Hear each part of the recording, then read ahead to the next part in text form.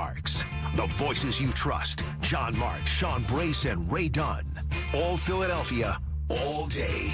97.5 The Fanatic and the Fanatic app. Rolling into a Tuesday. It is Middays of Marks, 97.5 The Fanatic. I'm your host, Sean Marks.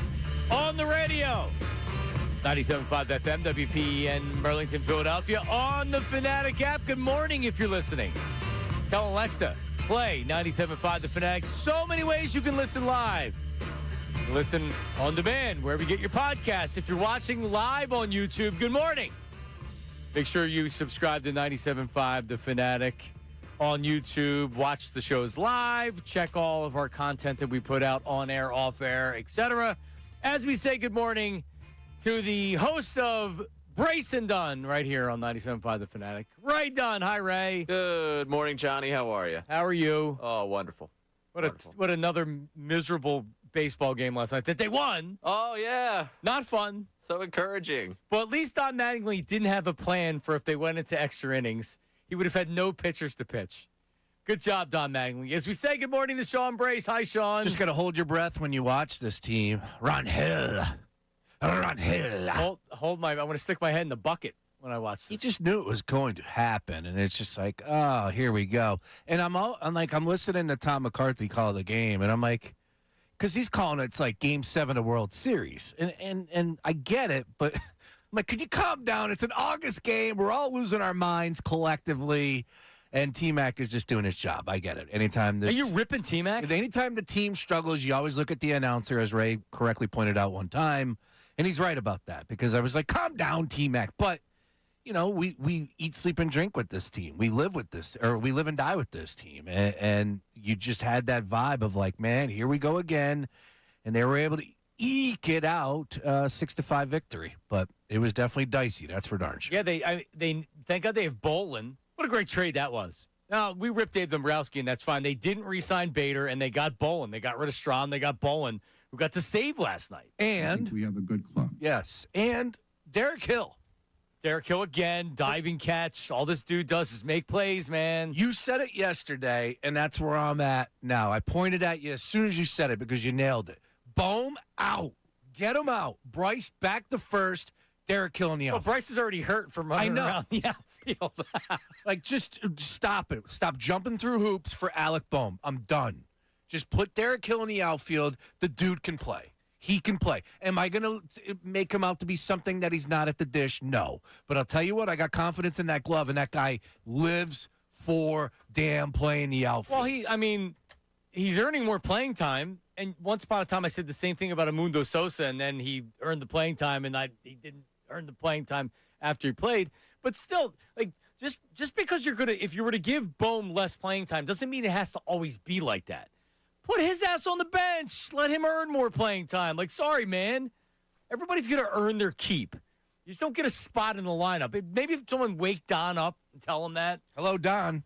Anyway, Andrew Painter was really good last night. Before Ricky Bo jinxed the no-hitter, according to Bill Colarulo via social media. Ricky. He was good. And maybe I was the one person in Philadelphia that was not overly concerned with the starting pitching. I wasn't worried about a fifth starter. Aaron Nola has been great. 3 runs or less in 18 of his last 24 starts, or 18 of his 24 starts. He's been fine. Painter's looked good since he came back up. I was not worried about the starting pitching. Now, we'll see what happens. But, I mean, you have a month and a half of the season left at this point. How many more starts is the fifth starter going to have? That's a good question. Yeah, the bullpen's really been taxed. So, Phillies get to win last night. We turned a Sean Brace Hall of Fame hitter, Luis Ariz, into a bum. Oh my goodness. He can't hit anymore. Well, That's right, it stinks. The longest hitless streak of his career. Right. Yeah, all he had to do was come to Philadelphia and get in this lineup. You can't make it up. Ray, maybe they shouldn't bat him cleanup. You can't make it up. He needs to bat 8th to earn his way back up in the order. Well, they got to win. That's all that matters. Painter looked good. That's if you're being positive about the team. Painter looked good last night. He did. I don't know if he looked no-hitter good. It's his first win since March. He's 2-8. That's the first win from the fifth starter since when, Ray? May 18th, I think, was what Gonzalez put out there. Our long national nightmare's over, Johnny. Yeah. Well, he was working on a new pitch yesterday. I don't know if you guys caught that. It's called a strike? Nice. That's a good one. Let's see here. This is from Cole Weintraub Hi, Cole. from NBC Sports Philadelphia. Do you know Cole, Ray? Cole sent me a message when I get announced morning saying, hey, man, really enjoy you. Congratulations. He didn't send me a message. Does a great job, Cole. Oh, he's awesome. I ran him in San Diego. I was wandering the streets after a few, and he was leaving work. It was great. He knows a thing or two about throwing, about pitching. And last night he took to it because I saw him. He had like a video that broke, and I'm like, "Oh, this guy knows what he's talking about." So He's I'm good. like, yeah. Last night, Andrew Painter actually featured his new circle change 31% of the time, and it worked out. Spun it for strikes. Oh, spun it. Get it? Spun it. Spun it for strikes 72% of the time, generated 50% chase, and tallied half of his 6 strikeouts with the pitch. That offering has improved his entire repertoire. And that's why you Especially don't his fastball. discard prospects that struggle a little bit because what he was doing earlier in the season was he was overusing his fastball. And when your fastball's straight and doesn't have movement in the big leagues, you can throw 96, 97, 98. You're going to get crushed. And then he didn't have confidence in the fastball because he was getting it hit so hard. And then he was over-relying on his secondary pitches, which he doesn't have command on and which he can't throw for strikes. Or if he throws them for strikes, guys are now sitting on those pitches and they're clubbing them. So getting a changeup that is fooling hitters and getting them to chase was so important to him. He's actually learning how to pitch now. Earlier in his career, when he was 20 and he was breezing through the minors, his stuff was electric. Yeah. It was easy throwing the guys that have no chance of making the majors and striking them out. So I'm glad that he's made some developments here. And you're so right about him learning to pitch, and that's what comes back at me from that argument we had last week, where it's like maybe he should have stayed in the minors. Maybe like you can't be working or learning how to pitch in the majors, can you? I guess you have to go through that. It's trial and error. Things you do right, you're good. Things you're gonna do wrong. He's a rookie. What are you supposed to do? Keep him in the bubble wrap down in AAA until you're like, oh, this guy knows it. Yeah. He's Roger Clemens. That's not the case. Yeah. Well, anyway, Phillies get the win. Back at it. Did we know that the schedule was coming out, or did this just? The NBA schedule was coming out this week. We knew that. We didn't know it was today, though.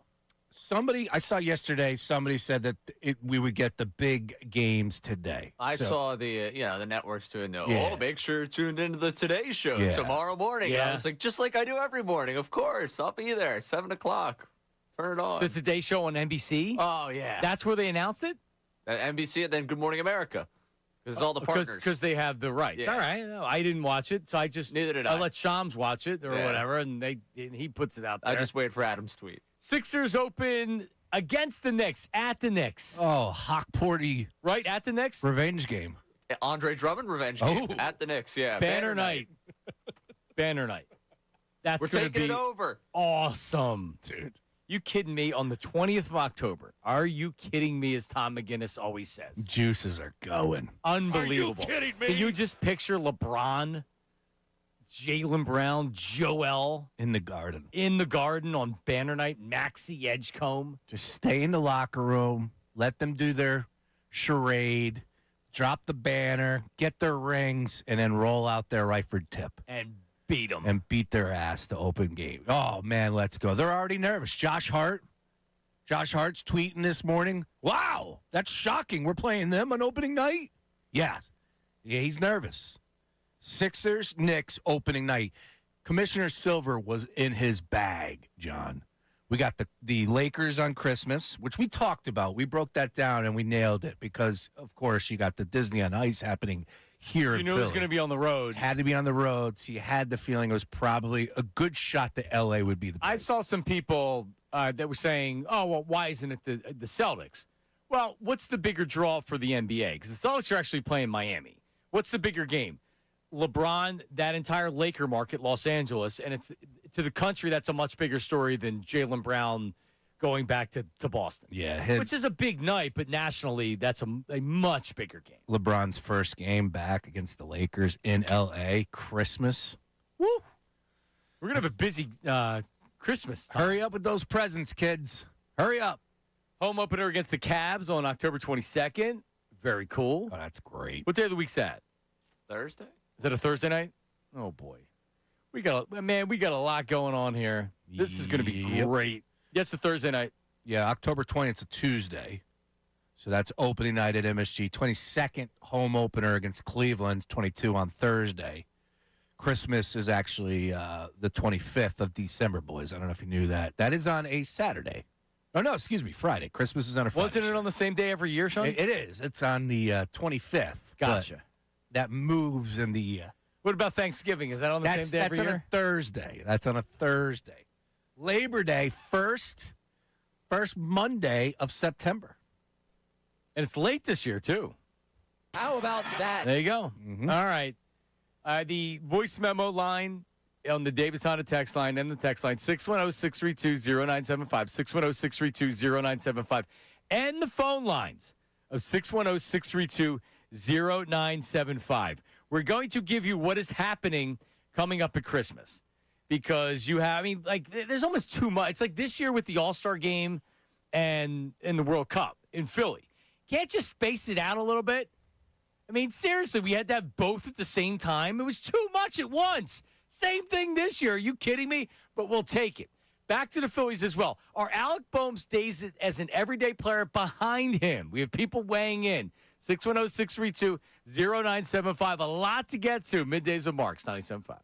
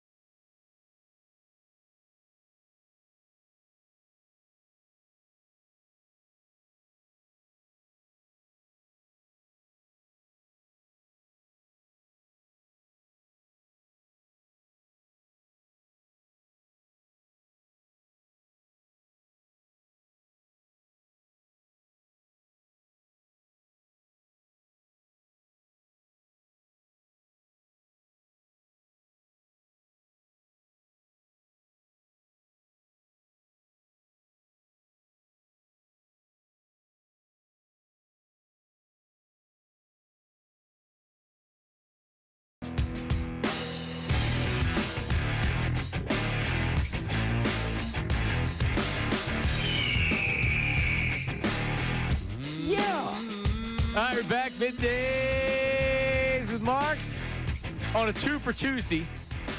You want to do a 2 for Tuesday today, Ray, on the last Tuesday of the show?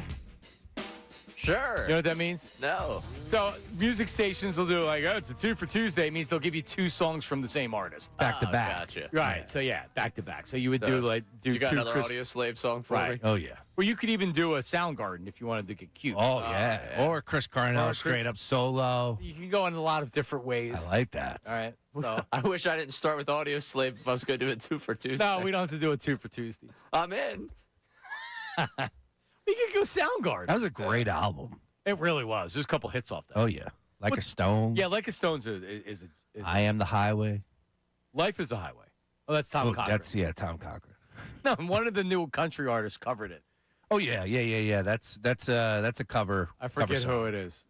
Because it's on one of the playlists, and every time it comes on, I get mad because I want to hear Tom Cochran. Oh, is that Rascal Flatts? Yes, Rascal Flatts. That's a throwback, Yes. too. They covered it a long time ago. Was it a long time ago? Yeah, but that still hits. That's a great song. Oh, yeah, for sure. What's Tom Cochran doing these days? Not a lot. I don't think. Who's Tom Cochran? Actually, no. He's a Canadian artist. Canadian, Yes. still with us and touring. Yes, I Wikipedia'd him not long ago. That doesn't surprise me. I've got nothing else to do. All right. Well, listen, Alec Boehm. I can't imagine that anybody really needs to see him in the lineup anymore. And I have seen a lot of people. One in particular that put some stats out there, and I think it's important to at least put all the information out there. With runners in scoring position, he isn't nearly as bad as we think he is. With runners, he doesn't hit as many double plays as we think he does, which I still find hard to believe. But, Ray, I'm all about the eye test. I know you like these advanced analytics and everything else. I'm all about the eye test. When he's out there, and I'm just telling you this, that the baby stuff that we see, the immaturity that we see, the whispers and rumors that we heard before to where he was frustrating the organization, I don't know if anybody really dislikes him. But it's just bad. Like, it's bad energy that he exudes on the field. It's not confidence. When Derek Hill's out there, man, he might strike out and go 0 for 4. But when he makes a diving play in right field to stop a rally or to stop a run or whatever it is, players feed off of that. You know what you feed off of Alec Boehm? That stupid hair flopping in the wind and him striking out or swinging at the first pitch. It's not good for business. So at this point, I don't know how you don't really say, hey, you know what we're going to do? We don't have a set lineup. We know what guys are going to play. We know Stott's going to be here. We know Boehm's going to be here. We know Aride's going to be. But, kind of everything else, right field, I don't know who's going to be playing right field. Center field, I don't know who's going to be playing center field. First base, put Harper back at first base. Let Boehm play third base sometimes. Maybe Bryce can play some right field and first base. I mean, it is more than mildly concerning. His knees are already sore. But maybe you should just put him back at first base. I don't know. I don't need to see. Boehm does not need to be a starter anymore, period. And let him earn the at-bats, Sean. I totally agree, and I think we should all be in agreement there. It's just I'm wondering what the front office is saying. Again, I fall into the guilty category where I put my hand up in the air saying I know I was selling the idea of contract year. Well, now it's flipped on the other side. Now it's like, okay, see you later. Like you're not getting the job done. And to your point, again, you are so correct because this doesn't have to be every single game from here on out. It takes a true team, especially if you're going to go on a run, especially in the dog days of the end of the summer and into September where things get a little bit more dicey, a little bit more pressure-packed. Yeah, then you get him an opportunity to get a pinch hit or whatever. He's still going to be a part of the team. You're not going to send him to Lehigh Valley. But for crying out loud, this guy cannot be the everyday starter. 647 OPS. The league average is somewhere around 730, 740, I believe. So below average. Yeah, below average there. You're talking about just nowhere near what he was when he was an all-star in 24. He's got 13 home runs. There are some times where you're like, okay, I can see it, but they dropped him to 8th in the lineup. You had 2 hits there.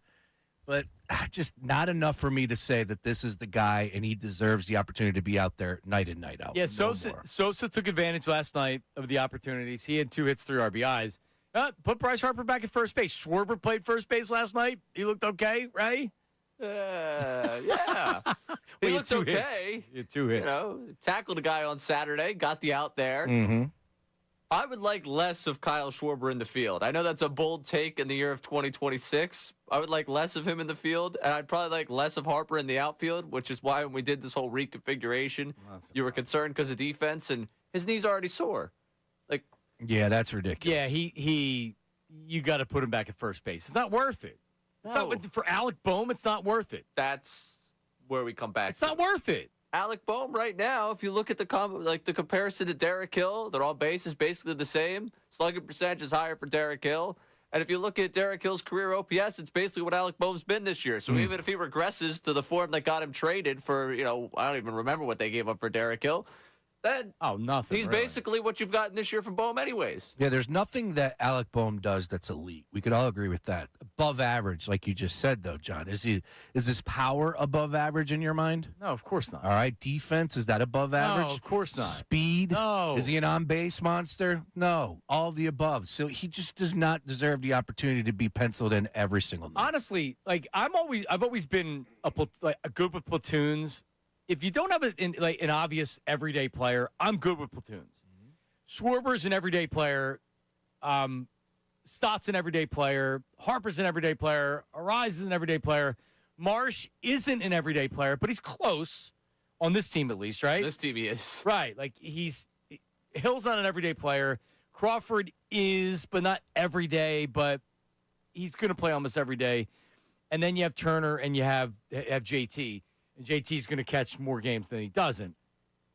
All the other guys, Alec Boehm does not fit into the criteria of an everyday player anymore. He just doesn't. So you know what? This is where Don Mattingly needs to wake up, and I mean literally, not just wake up like get your attention. He needs to wake up and say, hey, what am I going to do to make a difference? Because a manager, if he's not pushing the right buttons with the bullpen or having a knack of motivating guys, then you got to know, okay, this is the day to put this player in. This is the day to put that player in. I feel good with how he's playing right now. I'm going to give him another day of at-bats. Derek Hill, his defense is going to be above average regardless, if not elite. So at least you know you're getting that if he goes out there. If Stott's not getting hits, the only thing he could possibly do is be okay in the field. Yeah. Now he's playing a new position, which he's already butchered, and it's cost them. So here would be my prediction. He's not an everyday player going forward. Nor should he be. Yeah, I think the writing's on the wall, and I think we got a little taste of it on Sunday when he dropped the 8th, and then, of course, what took place last night, not being in the lineup. So here we are now. I think that's going to be the move. Easier said than done because guys get hurt, right? You got the matchups all across the board. Again, you're going to need everybody to step up. It's a committee time at this point in time in the season, August 11th. But I like your idea with the platoon. Also, did you know Johnny Depp was in Platoon? He was? I didn't remember that. Yeah, I'm just looking at Platoon, famous war movies, because that's a great movie. I mean, it's just tremendous. Have you watched it recently? I don't believe, like, in the last year or so. But, you know. 2 years ago you watched it? Yeah, I definitely was watching it. Last time I watched it, it felt like it was in the 80s. Oh, yeah? Yeah. Forrest Tom Whitaker. Berenger, right? Oh, yeah. Tom Berenger. John C. McGinley. Sergeant Red O'Neill. Willem Dafoe. Great cast. Great cast. Yeah. Charlie Sheen. A little bit campy. Not even. I don't even think campy's the word, but kind of 80s. I did see something up on my algorithm on Instagram where they shot this movie, and there was fear that the country that they went to, I forget, was about to experience a coup. And they were like, well, if this country goes underwater, guess what? They're going to come right for us, the Americans, and hold us hostage while they're shooting this movie. Awesome. Yeah. So they were a little concerned about that. For example, Glory, 1988, I believe, holds up. If you watch that today, you're like, wow, that's a great movie. Platoon, not so much. Just give it a watch. I don't think I've ever seen Glory. Really? Yeah, with Denzel. Denzel won an Oscar. Oh, yeah. Morgan Freeman? Damn, he won an Oscar in the 80s. Yep. Did not know that. Best supporting actor. All right. It was unbelievable. All right, Ray, what do you have here? Real quick, just this Boehm thing. I mean, there's precedent to what we saw last year with Castellanos. If they decide they're at the end with a player, they're like, all right, yeah, what are we going to lose by not playing him? I can appreciate there being loyalty to a player. At the end of the day, to use a cliche, you have to be loyal to the team. And you've given Boehm more than enough opportunities. You're not sitting him. You're not saying you're on the bench. Like Sean said, you're not sending him to the Lehigh Valley. At this point, he's not playing every day. That can change. If he starts hitting well and he's playing well, yeah, then you're getting him back out there. At this point, I put him out there in the same category as the Hills and the Sosas and those guys. Oh, wow. Really? Boehm's probably going to play more than Sosa, and Boehm's a better player than Sosa. Sosa's a better fielder. Do you guys know what today's date is as far as an anniversary is concerned? You have no idea, so I'm just going to throw it to you. You ready for this? Today, in 2022, August 11th, Alec Boehm muttered the phrase or the words underneath his breath, I effing hate this place. It happened today in 2022. How about that, ladies and gentlemen? And 4 years later. Yeah, I thought that was the That was beginning of the April. season. Yeah, that was the beginning of the season. Then you got bad info. Yeah. Alec Boehm confirms post-game that he said, I bleep and hate this place when fans sarcastically cheered after he made a play. Did he confirm it? Oh, is that what it is? From April? That was in April of the season? Huh. All right, well, I remembered it early in the season. I threw his name in the search bar just to see what people were saying about him, if there was any conversation about him last night. And I saw that from John. April 11th, 2022. John Boy. John Boy sold me a bad bill of goods. Well, he confirmed it 4 years ago. Oh, it is? Yeah. No, it's against the Mets. He said it in April and confirmed it pretty much immediately. Because that was his whole line. We'll give him credit. John Boy is one of those outlets that I look to, and I don't even think twice. Well, that changes today. My fault. Look at them. Just trying to get clicks from an honest man like you, Sean That's Brace. it. My fault. Back to business at hand. Sorry. All right. Should have got rid of him then. Somebody that doesn't want to be here. Get him out. But he turned it around Yes, he that did. year. Yes, he did. In fact, at the World Series, I was having conversations, ironically, with his parents. Wow. How'd that go? It was after they won Game 1. We were back at the team hotel, and there was a lot going on at the hotel among a lot of family members. But I went up, and I was drunk, and I said, "Oh, it's been so great. Your son, he really turned it around. It's tough to do in a place like Philadelphia." Blah, blah, blah, blah. And she's like, because if you remember, she was fighting back on social media. Oh, yeah. She was arguing with people on social media that were ripping them. Yep. So I was being drunk. I went and I was saying, I'm so impressed with how he's turned it around. They're like, thank you so much, and blah, blah. So I totally took us off the wrong road. Sorry about that. It says April 11th, not August 11th. yeah, so you even read, and then you ripped John Boy on top of it. You're such an idiot. When was Christmas again? What day? Sean, just so you know, I'm in the penalty box. September 11th, 2001 was September 11th. Wow. Not August 11th. April looks like August. I told you. Okay. I got to get my readers out. Okay. Get my readers. I'm done. All right. Ray, what were you doing last night? I was at the Rumpf. And then, I was at the Union facility. I was at the Rumpf, and then maybe went to the Rumpf after party. Yeah, he was out late. Yeah. Stop. He was out real late from what Sean's got his glasses. Yeah, that won't happen again. That's shame on me. It says April right in front of me, not Aug. Are they CVS readers or are they prescription went to the doctor? No, these are actually I threw in the search bar stylish readers because I had the Costco 3-pack. And I was like, I just want a pair that I wouldn't mind bringing out for a restaurant. Like if I'm So you can read the menu? Yeah. So I could be that guy with the flashlight. With the flashlight. Yes, get the flashlight. That's me right there. All right. I'll take the steak. So Ray in Jenkintown may have seen, Brian in Jenkintown might have seen Ray out last night. Brian, go ahead. Yeah, it was, a great night of basketball. I saw Ray doing the post-game show for the Rumpf, and, we go to the after party, and I turn my head, and there's Ray Dunn. And I knew he had to be on the air this morning. I don't know what time he gets in, but I don't know if he ever went to sleep. So here's what I'll say about Ray. Even if he's out drinking, he always sends an email either midnight-ish or at 6 a.m.-ish. You sent it midnight-ish? Midnight last night because I went out post show sheet, which was went out after the show sheet by me. Wow. So what time were you done? What time did you get home? 2-ish. 2-ish. 2, yeah. Somewhere around that. Now, Brian, if Ray were to blow a breathalyzer when you saw him last night, what would the BAL be? Or BAC? I think he would have passed the field sobriety test for sure. Okay. All right. Yeah, he was working. I don't know what he would have blown, but he would have definitely passed the walk test. All right. Now, was Ray rude? Did you try to talk to him? No, he was very, very nice, very hospitable. He was talking to everyone. He was signing some autographs. Oh, Ray. Were you signing autographs? No, I wasn't signing autographs. So some people, since Ray, it's going to be the Brace and Dunn show coming up on Monday. I've heard some whispers that Ray's ego has really gotten kind of big over the last week. Ooh.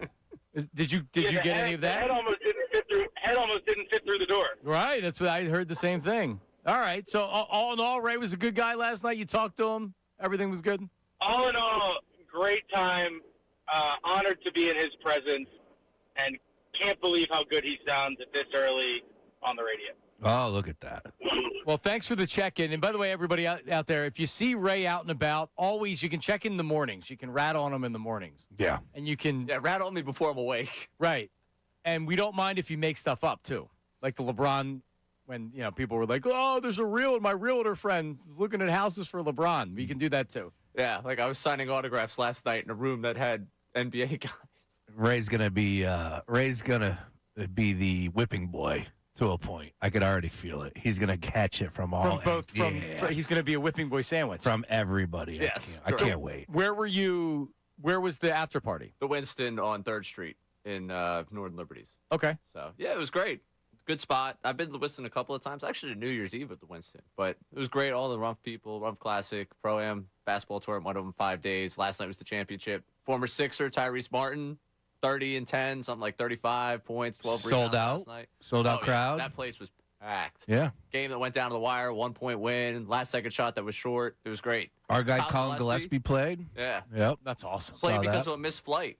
His flight got canceled last night at 5:45. He was supposed to fly out to Phoenix. So he just texted the coach of one of the teams that was in the championship, like, "Yo, man, what time's the game? I'll pull up and play." That's so awesome. Dropped 19, got on a flight this morning at 5 a.m. to Phoenix. He's a stud. Now, were you doing the broadcast? I did the post game, so I do a post game on their Instagram. So got to Okay. talk to Colin, and he was great, and got to catch up with a couple of people out there. Kid could fill it up, man. He He has turned his NBA career into something. last At the end, year. I was like, "Congrats on the contract." I was like, "Yeah, the championship tonight's nice, but congrats on the money." Yeah, man. Yeah, Life last changing. year he was at the Rumpf. He had some highlights that were he went through legs of the opponent into Ricky the corner. Council. Is that who he did it Played to? against Ricky Council Oh, 2 years ago, dropped 30 on Thursday night. Yeah, he's a sicko, man. The dude can hoop, and he represents in a big way. And he was getting into it with the guys in the front row in the first Yeah. half. It was awesome. He knocked down a couple shots, and then he played against Josh Sharkey, who I think played Abington Friends in Sanford. Really good guard. If he was like a couple inches taller, probably would have been, playing higher Something. D1. Right. But he's a really good defensive guard. The two of them were jawing back and forth. Sharkey knocked down a couple of shots at a 4-point play. It was awesome. Awesome. Place was going nuts. It's a Look good at Ray. thing, man. That Rumpf, 21 years.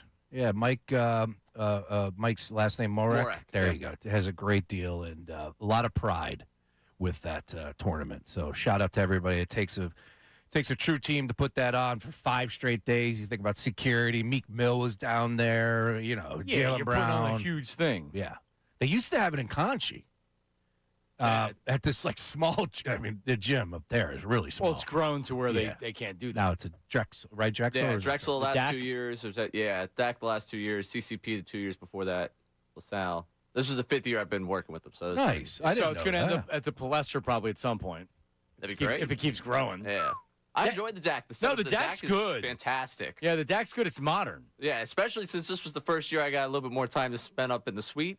They had a nice little suite area up there at the DAC. You wouldn't expect it for Drexel, but the luxury box where they had people with Matt Matt Court Court, last I year. took the words out of my mouth. No, I've heard Matt told me he's like, yeah, it's really hooked up. Yeah, it was sweet. I was like, wait a second. So- Drexel? Sweet life. Ray Dunn. Ray Dunn. Oh yeah, man. How about that? Loves the free drink, free food. What else you got me demoted to have to work mornings? What else, Ray?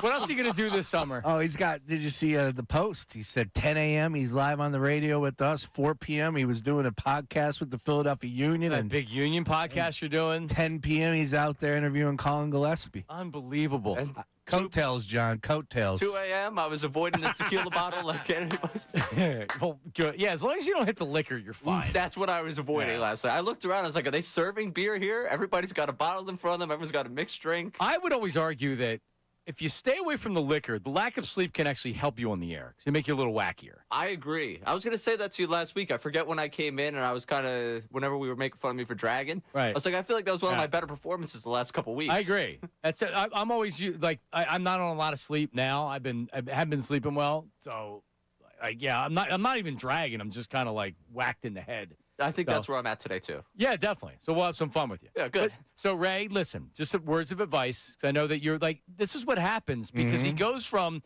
let's face it. So before I started, you were after Mike left, you were hosting for a couple of months, and you had an idea for a while that I was coming. So then we start working together, right? And all of a sudden you emerge into this huge star, right? I'm not going to say out of nowhere, Sean, but out of nowhere. Gigantic. Yeah, he merged in this big star. So don't get caught up in. I know that the lifestyle of drugs and women and money and all that stuff. You have no Don't idea, do it. man. Yeah. The path I've already been down since the announcement. They're already naming a street after him. I know. heard. Slippery yeah. slope. Well, it's the street into the Expo Center. up Oh, at that Oaks. one, yeah. That's Ray it. Dunway. You know that would mean the world to me. I got my guy Bill Strobel working on a mural. Of Ray? Yeah. Just straight up Ray Dunn. If I could get a street in Oaks named after me, I think I'd retire. It shouldn't be that hard. Nobody represents Oaks. Actually, nobody represents Oaks. Exactly. It's just you. Just the dog show, man. That's all we have. That's it. That's it. Ray Dunn and the dog show. Love Oaks. Give me some. Come on, we're laughing too much. Give me some angry Alec Boehm texts. Alec Boehm deserves to be Nice. on the bench the rest of this season. He has been no use to this team and sucks at first base. That's David Monco. See, I'm not that mean with Boehm. As much as I'm kind of benching him from being an everyday player right now, haven't we seen where you write it? Not maybe fans write guys off, but you say, all right, like, hey, we're gonna go and we're gonna go in this direction. You're not gonna start every day. Friggin' motivate him. This guy's been as being a first-round draft pick, a top 5 first-round draft pick. I'm not gonna say he's been handed to him. When you're a top 5 pick like Andrew Painter, you don't necessarily have to earn the playing time. You're given it. And Thompson sat him down before he benched him during the Mets series because at that point, you have there's nothing else you can do. You lose or you go home. I'm at the point where he needs to be sitting on the bench more than he's playing. He's 30 years old. I think. Yeah, dude. I think there's a lot that's probably on his mind, specifically about the future and the contract that he just let slip through his fingers because of how brutal he is. Like, think about what his potential was heading into this season if he had a good year. This was it. He could have got a decent contract. Yeah, and you got the right. Is Boris still his agent? I think so. I right? think he fired him. Oh, did he fire? That's what I thought. Yeah. All that nonsense behind the scenes. Regardless, he's looking at if he gets more than 1 year, it's not for a ton of money. No. I don't even know. I wouldn't even know what to think he would get. But you have 2 to- for 16. You have to believe that type of, that contract and the situation has got to be a lot of weight on his shoulders. And Yeah, for him it is. Yep. For a successful player, it's not. Look at Jalen Hurts. Damn Jalen right. Hurts is always playing for his contract. He's always playing for everything. He's never given credit. Nicole Lynn put out a tweet. She got my juices going last night. Back the Brinks truck up. Oh, I thought she put out a different tweet. No. Williams down there in Dallas got paid. Yeah. Which is a good get by Dallas. I mean, that defense took on a Why whole. don't they just pay Parsons then? They're going to pay him all that money. That's a great question for Jer. That's the first thing I saw was like, well, I mean, he's a really good player. Oh, yeah. And you got draft picks for him, but Parsons is. They said they wanted to good player. stop the run. I think they did it a little bit better since he joined the team. And they were definitely a better defense. All right, coming up, altogether. 610-632-0975. Jeff Mosher's going to join us at 11 o'clock today. We're going to do 2 Eagles guests. I really want to we haven't talked a lot of Eagles because there's been so much going on here. Boys of fall. It's coming. Yeah, Mosher joins us at 11 o'clock. Is this the like least amount of buzz for an Eagles season that we've had because of other stuff that's going on? Right? Like the Eagles are always going to once the game start, but there's not a ton of buzz. It's because the Seahawks won. Maybe. That's coming up next. Middays with Marks, 97.5 The Fanatic.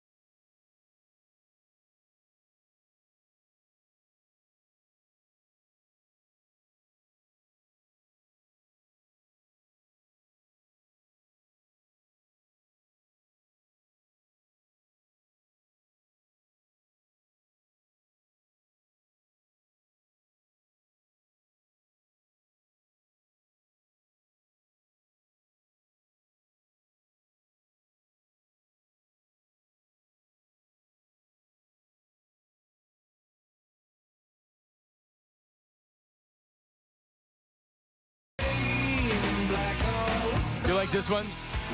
Classic. What's the name of this album? I was in high school. This was 1994. Oh, man. The grunge, I was a Pearl Jam guy. Soundgarden, yeah, I mean, you knew the Spoon Man. You knew the songs. Can't say I ever owned the album. Was it not just self-titled, Soundgarden? I don't think so. Huh.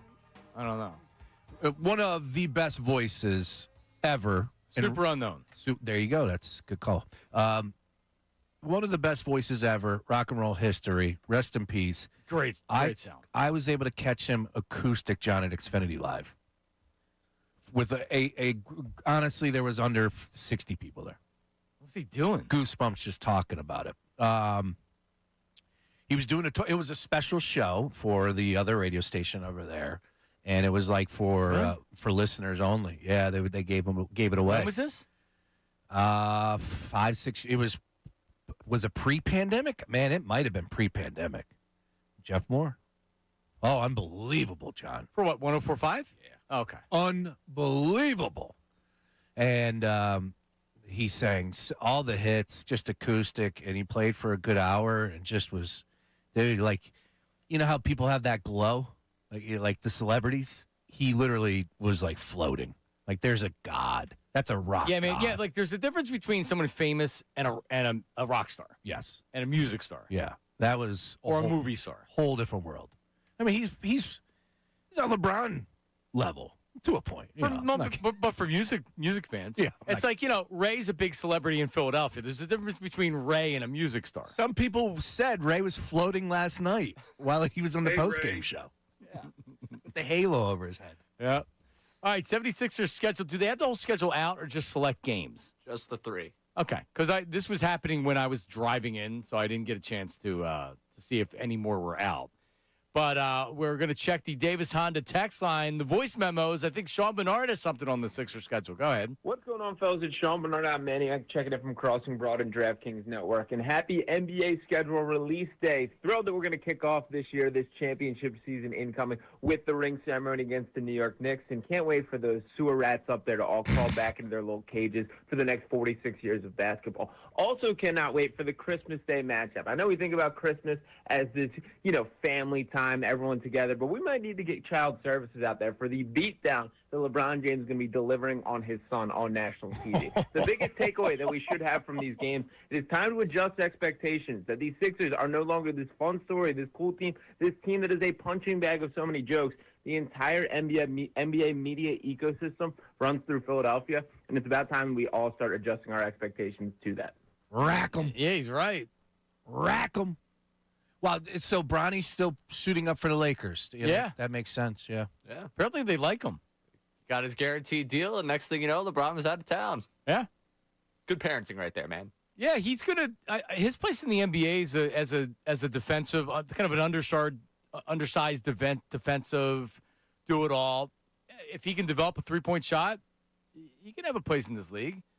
I don't know. I mean, should he have been starting his rookie year? No, of course not. But I'm not gonna.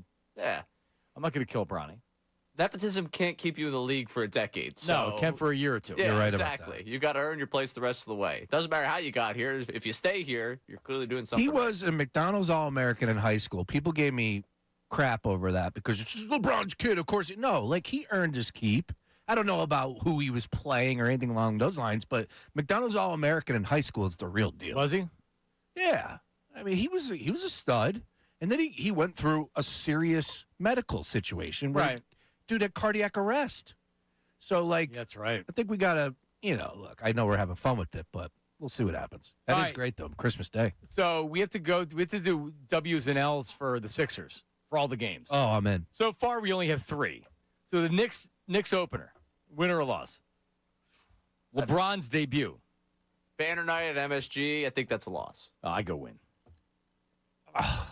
I don't know how you say loss, Ray. JoJo, Slim Embiid, are you Did you see those pictures? I mean, I'm not trying to look at a man during the summertime and gawk at him, but damn it, I'm gawking at Embiid. He is slimmed right up. How could you not be buying in the Joel Embiid right now as far as stock is concerned? Be clear, all I said was they were going to lose to the Knicks on opening No, night. it's not what you said. You said the Sixers suck and they're going to underachieve. Yeah. Well, Process time, boys. I mean, Blow it up. I hear what you're saying. I have an obvious answer for what you're saying. All right, though. well, hang on then. Let me put this back at you. Yeah. First of all, we've never seen him in this type of condition, this shape, this slimmed up in August, right? Okay. Hell, I don't even think I've ever seen him in the gym in August before the Olympics. Maybe the Olympic that season, whatever. Also, with everything we know, as Bob Myers comes in, new sheriff, new approach, and then LeBron James says we're winning a championship. I'm coming here to compete for an NBA title. I think JoJo has completely changed mentally. I agree. But his knee hasn't changed. He still has a degenerative knee. That's true. So that's but to your point, that shouldn't be the focus. We know that. The focus is the dude's in the best shape of his career, maybe? Yeah, and to help those knees out if you're losing. Yeah, you take weight off. Is it a Ozempic, Joe? You think he's on a GLP? I would doubt that. Joe Zempic? No, he's one of those guys where if he just works out, yeah. he gets in good shape. I mean, look how big. He's a monster. Yeah, he's a big dude. He can get cut. He's like one of those guys. He probably just does some bicep curls and he's all jacked up, right? So if he loses 10 pounds because it's all about watching what you eat and being more active. And when he's injured and he can't be active, and it also gets him down mentally, which because even if you're injured, you can still work out to where you're not sitting on your butt and eating too much. Yeah. But it's tough. You get into a certain fog, and then I think that's what's been going on with Joe. You just look at this picture of Joel Embiid taking on the Knicks in that series, and he looks like a whole different human versus that picture that was released yesterday with him and Maxey in the gym, which is great. He's out there working out with Tyrese. I'm all in on JoJo this year. All right, Cavs home opener, right? Oh, that's a win. All right, Sean win. 2-0. Christmas Day at the Lakers. W. Lock it in. All right, so far 2-1 run for Ray. We're both 3-0. 3-0. They may not lose a game this year. Just saying. I can't wait. Thursday, W's and L's, or Friday, depending what time. I think it's 3 o'clock on Thursday. Oh, Is that when it comes out? I think. Full Yeah. schedule? Yeah, So yeah. Friday, the show is going to the last Middays of the Marks is going to be W's and L's for the Sixers. Correct. 4 hours of it. Remember, the record is 74 wins. I think they have that on the radar this year. I do. I think I have that on the radar. I don't know if they do. How do you win 73 games in a season? They play 82. How do you do that? And then blow a 3-1 lead in the Oof. finals. Yeah, you just, wow, man. You're not kidding. You are not kidding. Jeez. Unbelievable team. All right. Jeff Mosher's coming up. Everything on the Eagles. We have not talked a lot about the Eagles. Feels like they're flying under the radar a little bit. Is that just us or is that the city? I had that conversation this weekend. Yeah. Like, oh, yeah. When Football season's coming up. I think when the first game happens or it starts, it's going to start. But we'll talk to Jeff Mosher about everything with the Eagles. What's he hearing and seeing with the offense? And Lane Johnson, does he think it's over for Lane? That's coming up. Also, what did Vic Fangio say this morning before practice? Did he have any Phillies comments? That's the only thing I'm down on the Phillies. he has to say. Middays with Marks, 97.5 The Fanatic. All right, let's talk about my hair for a second. Let's talk about your hair. Are you experiencing hair loss? Maybe you're just starting to lose it. Maybe you've already lost it, right? Well, that's the great thing about Morgenstern Hair Restoration. All phases of hair loss. Maybe you're starting to lose it. Maybe you're looking at it and being like, man, I need to do something. Maybe you're already past that. You want to get your hair back. Morgenstern Hair Restoration is the team that I trust with all of my hair restorations. I had a hair transplant many years ago. The results are amazing. But then from there, how do you keep your existing hair? Well, that's the other part of hair restoration. You want to keep your hair, you can do it. And their team offers personalized treatment plans for every stage of hair loss. It's not just because it's not a one-size-fits-all thing. Everybody has different stages of hair loss. There's topical medications, PRP, exomes, stem cells, hair transplant, which I've had all of those things right there, and more. How about beard and eyebrow restoration?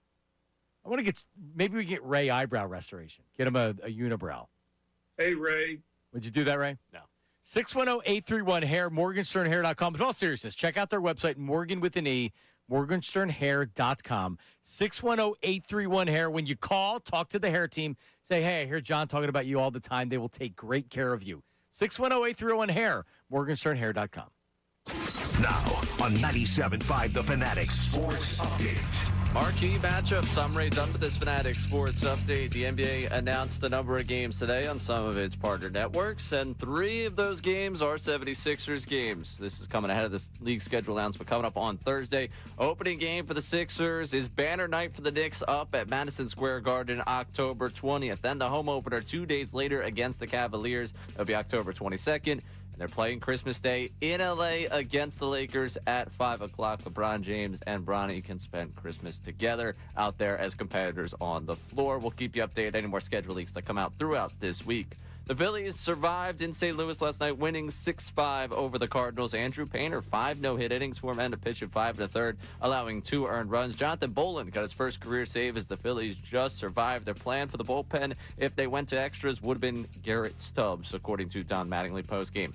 Today, Eagles camp continues. We'll get you the updates from down in South Philadelphia as they get set for the first preseason game coming up this Saturday. This update's brought to you by Taco Bell. Experience the new $3 pepper jack steak burrito in decadent melty or crisp fresca. Limited time at participating stores while supplies last. Prices vary. Tax extra. I'm Ray Dunn in your home for the Sixers, Flyers, and the Union. 97.5 The Fanatic and the Fanatic.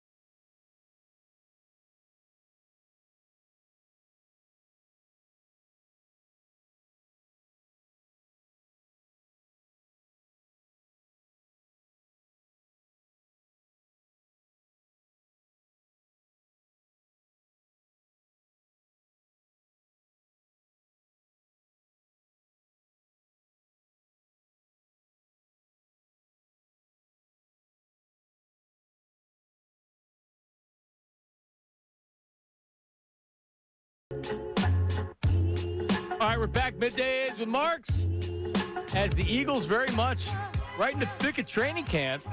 When's the first game this weekend? Saturday. Ooh. I can't wait to not watch the starters play. Yeah, well. Maybe they will.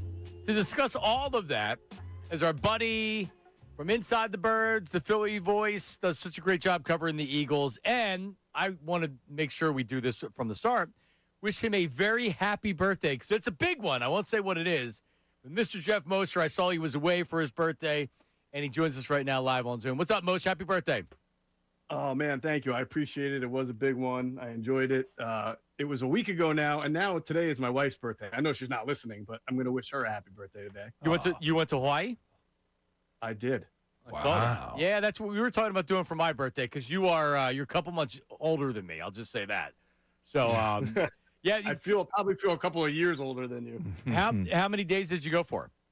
So my mother is actually out there. She rented a place for the summer, and she invited me and my family over because of my 50th birthday. So we were there for about a week and a half. It was amazing. That's awesome. Yeah, you need to. A week doesn't do it because the travel time's a day pretty much each way, and then just to get adjusted to the time difference, you need another day or two. So get this. It's 12 hours of flight time, no matter how you slice it. Yep. I left Oahu on Friday at 2:00, flew to LA, then flew from LA to Philadelphia, landed at 8 a.m. Saturday, kissed the wife and kids, Ubered it straight to South Philly to watch the training camp, to work. That's what you do. No sleep. And I didn't sleep on either flight. It couldn't happen. Really? I don't know what happened. Yeah, I was able to sleep on the way out, but not on the way back. Oh. Must have been so excited to watch Darius Cooper, I tell you. That's what it was, man. Who's not excited to watch backup wide receivers? All right, so coming off of that, like so far, how many training camps have you covered for the Eagles now? It's been many. I would say 2006 would be my first. So 20 years. 20 years of training camp. All right, so each, I'm sure, have their own personality and their own everything else or whatever. So what do you make of what you've seen so far this year?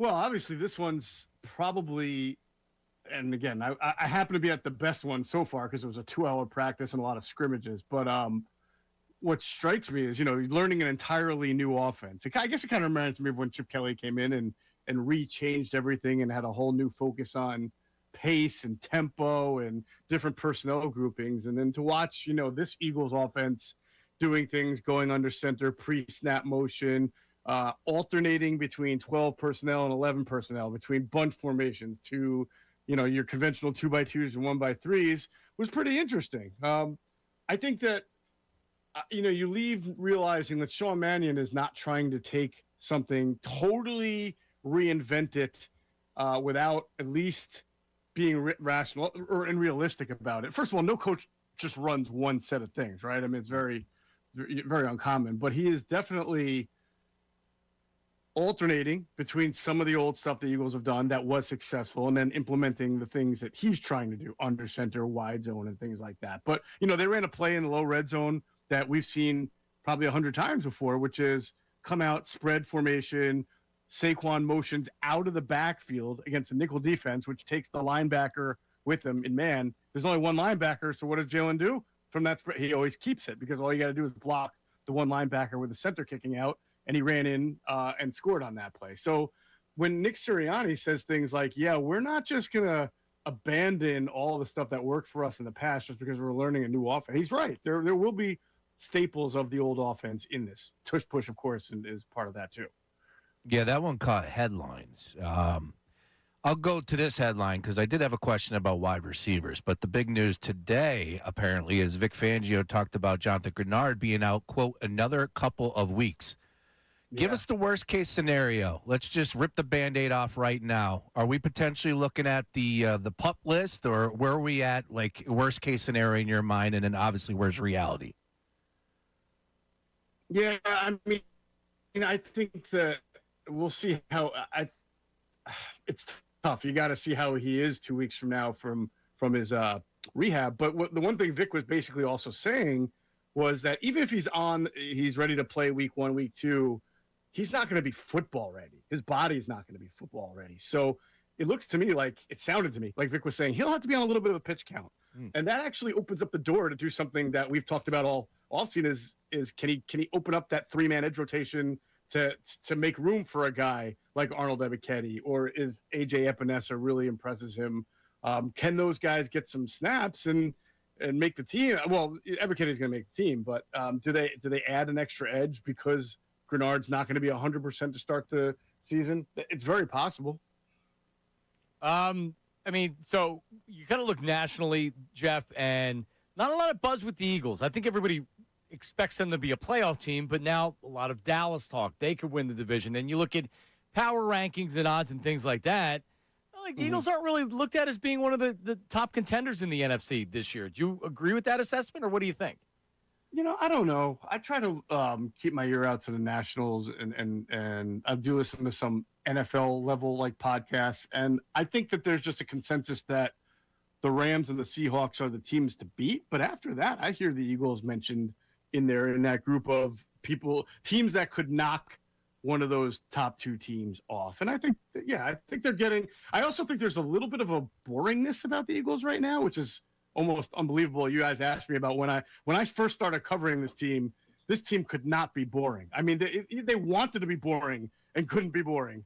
And now they kind of are, because they're always in the playoffs. They're like the Packers, right? The Packers are always in the playoffs. But at least the Eagles have won some Super Bowls recently.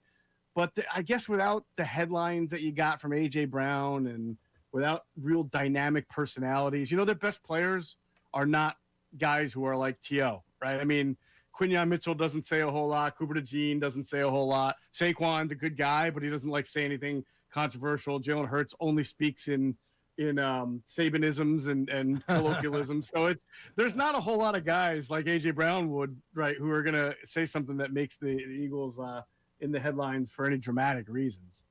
Jeff, we were talking about this last week, and John asked me, 14-3 or 8-9, and how the team could get to 14-3, or how they could be as bad as 8-9, or even worse.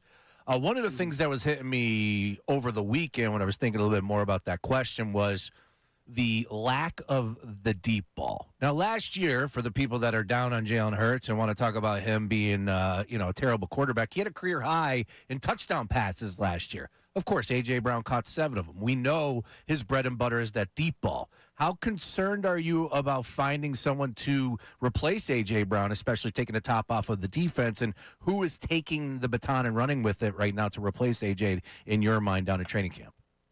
Yeah, it's a good question. And I would even argue that the 25 touchdowns last year was more a byproduct, less of the 7 to AJ and the deep bomb, but more of the 11 that he threw to Dallas Goedert, and the actual success the Eagles had in the red zone last year, which was like the only part of their offense that was really successful and consistent. But it's a great question. There's not a guy on that team right now other than Devontae Smith, right, who you would consider a deep ball merchant. Certainly not the way A.J. Brown was. Dontavian Wicks has good height, and he's having a good camp, but he's actually a guy, you've heard Nick Sirianni sort of compare him to Keenan Allen, who's not like a deep ball merchant at all. He's a middle of the field guy, and that's really where Wicks has surprisingly made a lot of his best catches, over the middle of the field, deep middle of the field. There isn't really a deep sideline guy that Mekhi Lemon, that was not his game at all in USC. Darius Cooper might have that. I mean, we're really starting to see him come along here in camp, maybe Elijah Moore, but this is not really, there's only, when you think of those guys who do that, Sean, you're really thinking of those true vintage, like 6'2" X, those Mike Evanses, right? Those X receivers, or the 4-2 burners like Deshaun, who could just race down the field. This is not how this wide receiver core is comprised right now, other than Devontae Smith, who I think can make plays at any level of the field. And I'm not saying that's a bad thing, or that these guys aren't good players. But to your point, you're right. That's the ball Jalen Hurts likes to throw. Yep. And if defenses are taking Devontae Smith out, or double teaming him, or bracketing him, it will be interesting to see, do they have a guy who can accommodate what Jalen Hurts likes to do best without A.J. Brown there. Jeff Mosher, Inside the Birds and Philly Voice, joining us as he does every week. So you talk about the offense, and I remember when John Gruden, and now, all right, we're going back 30 years now, but John Gruden, when he came to Philly to be the offensive coordinator, he was running the West Coast offense. Bill Walsh, that's what Jeffrey Lurie wanted. Then he looked at his personnel and said, well, I can't run that offense. I got to run the offense based on the personnel. He had Ricky Waters and he had Charlie Garner. So he ran the ball a lot more than typically he would probably want to run in the West Coast offense. Is Sean Mannion going to be able to run the offense he wants to with his personnel? Or is it going to be more of an adjustment and then you're trying to get the guys that you want to run the offense? Well, every coach I've ever spoke to who is taking a new job basically would tell you that training camp is not just about installation, but it's about fact finding. It's about understanding what your personnel is, what you can do with it. And if you're a good coach, you don't try to adjust your personnel to your scheme. You try to adjust your scheme to your personnel. If I got a bunch of 6'3" wide receivers who are great in contested catches, I'm going to throw the ball down the field. I'm going to design a lot of play action deep routes for that, right? I'm not going to try to run some kind of offense where I'm moving the ball 5 to 10 yards at a time because that's not what I have. So I can't answer that. And I don't know if Sean can answer that right now because I think he's in fact finding time for him. Of course, he's going to implement and install things that he believes are core philosophies, like going under center, wide zone, things of that nature. The staples of the Shanahan McVay offenses. But like I said, I definitely like when I'm watching training camp, I'm seeing, I saw plenty of shotgun snaps and 2x2 or 1x3. It's not all bunch formations and condensed formations because he knows he's got a team that did it one way for a while and he's trying to do it a little bit the other way. And you got to crawl before you walk. And so there's got to be a marriage in between. So I think we'll have a better idea that, John, after a couple of preseason games, maybe even a couple of weeks into the season. Let me give you a couple names. Tank Bigsby has, I don't want to say caught a lot of eyes because he was pretty good last year, but I guess he's impressing in training camp. Do you expect with Mannion that he could get some more usage this year?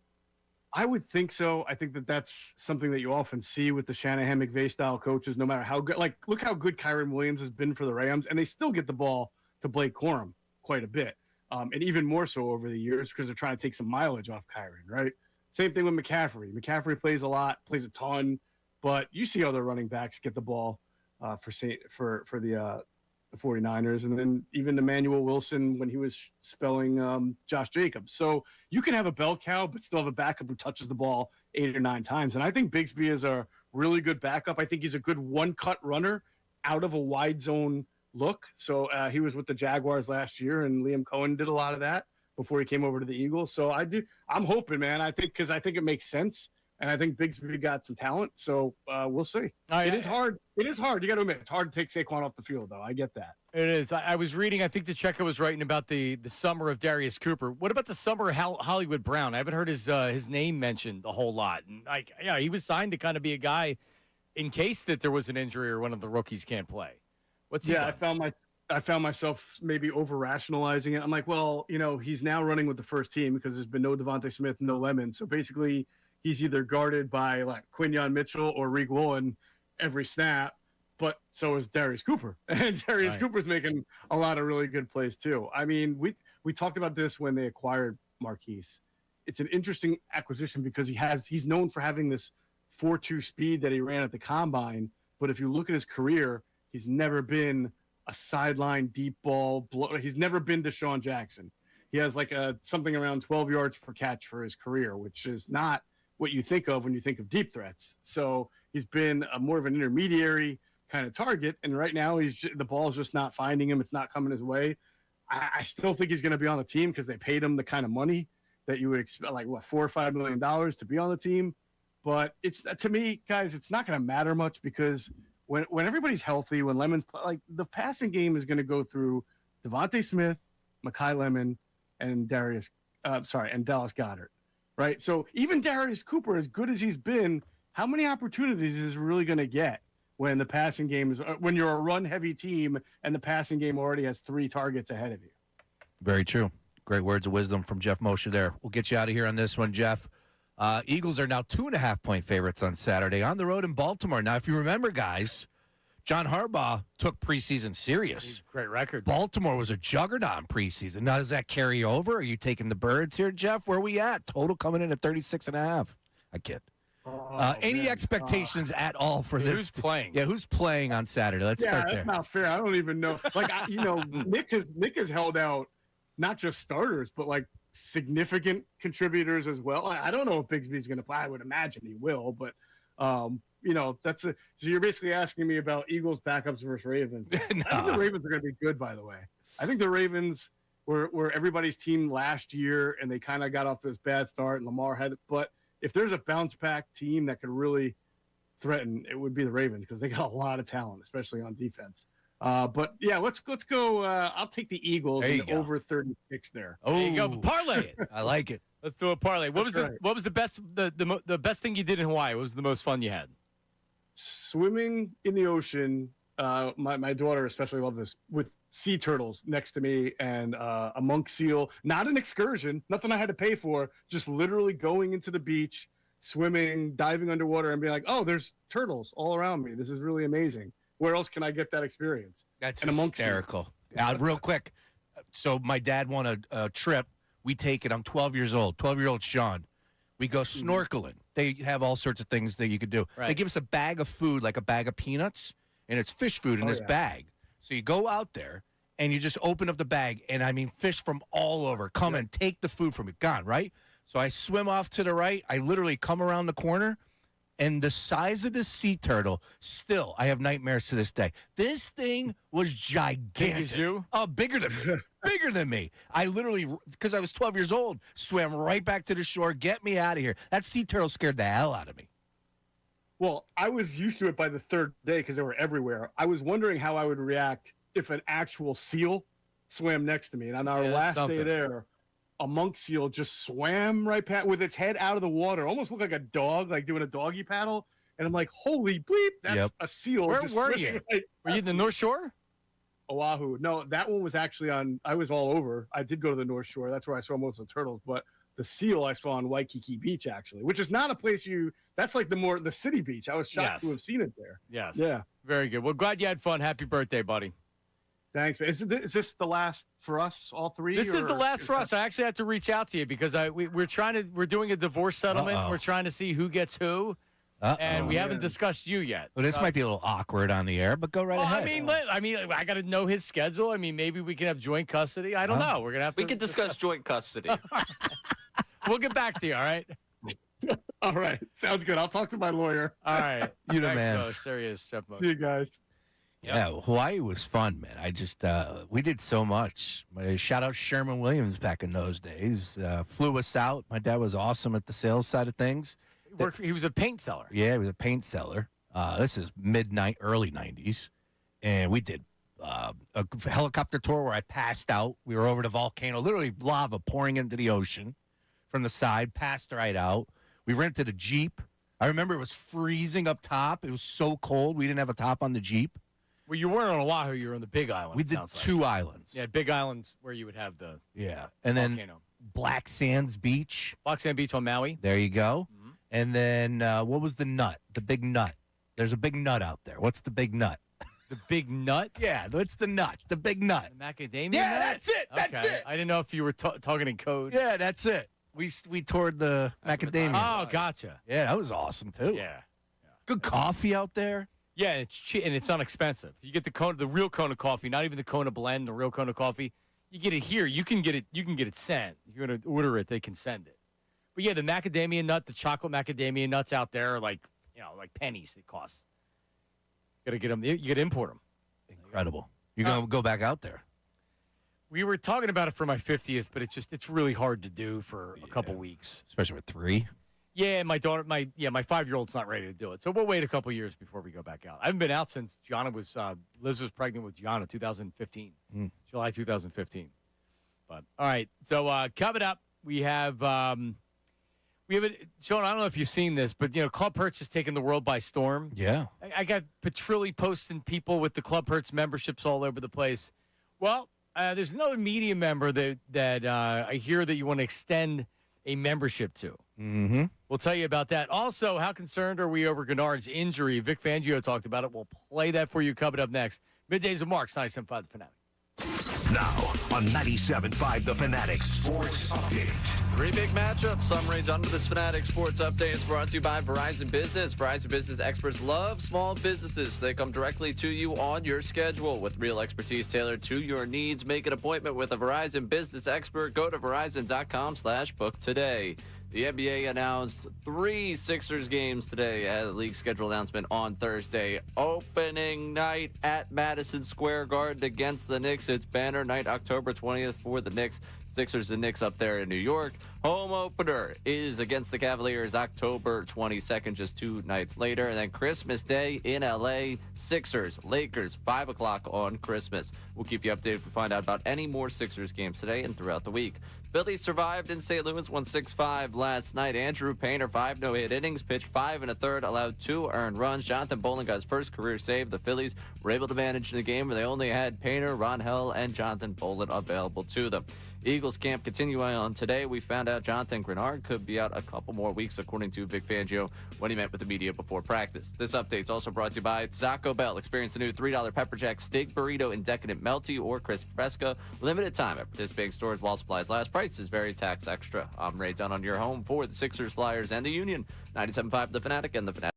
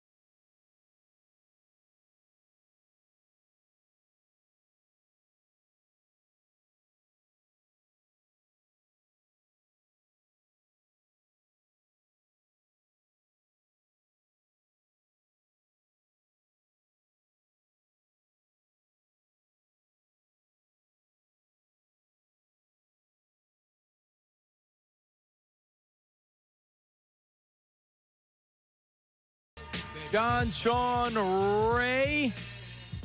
Phil's win. Is this Yassine Bey? Also known as Mos Def? Yeah. Is this in John's rotator? No. Is this yours? This was 2 for Tuesday. We played Oh, Miss okay. Fat Booty for Yeah, okay. All Two right. for Tuesday. Yassine Bey was just out with the roots in Europe, or London, excuse me. Does he not go by Most Def anymore? He does not go by Mos Def anymore. He is Yassine Bey. Still tremendous, though. Why'd he stop going by?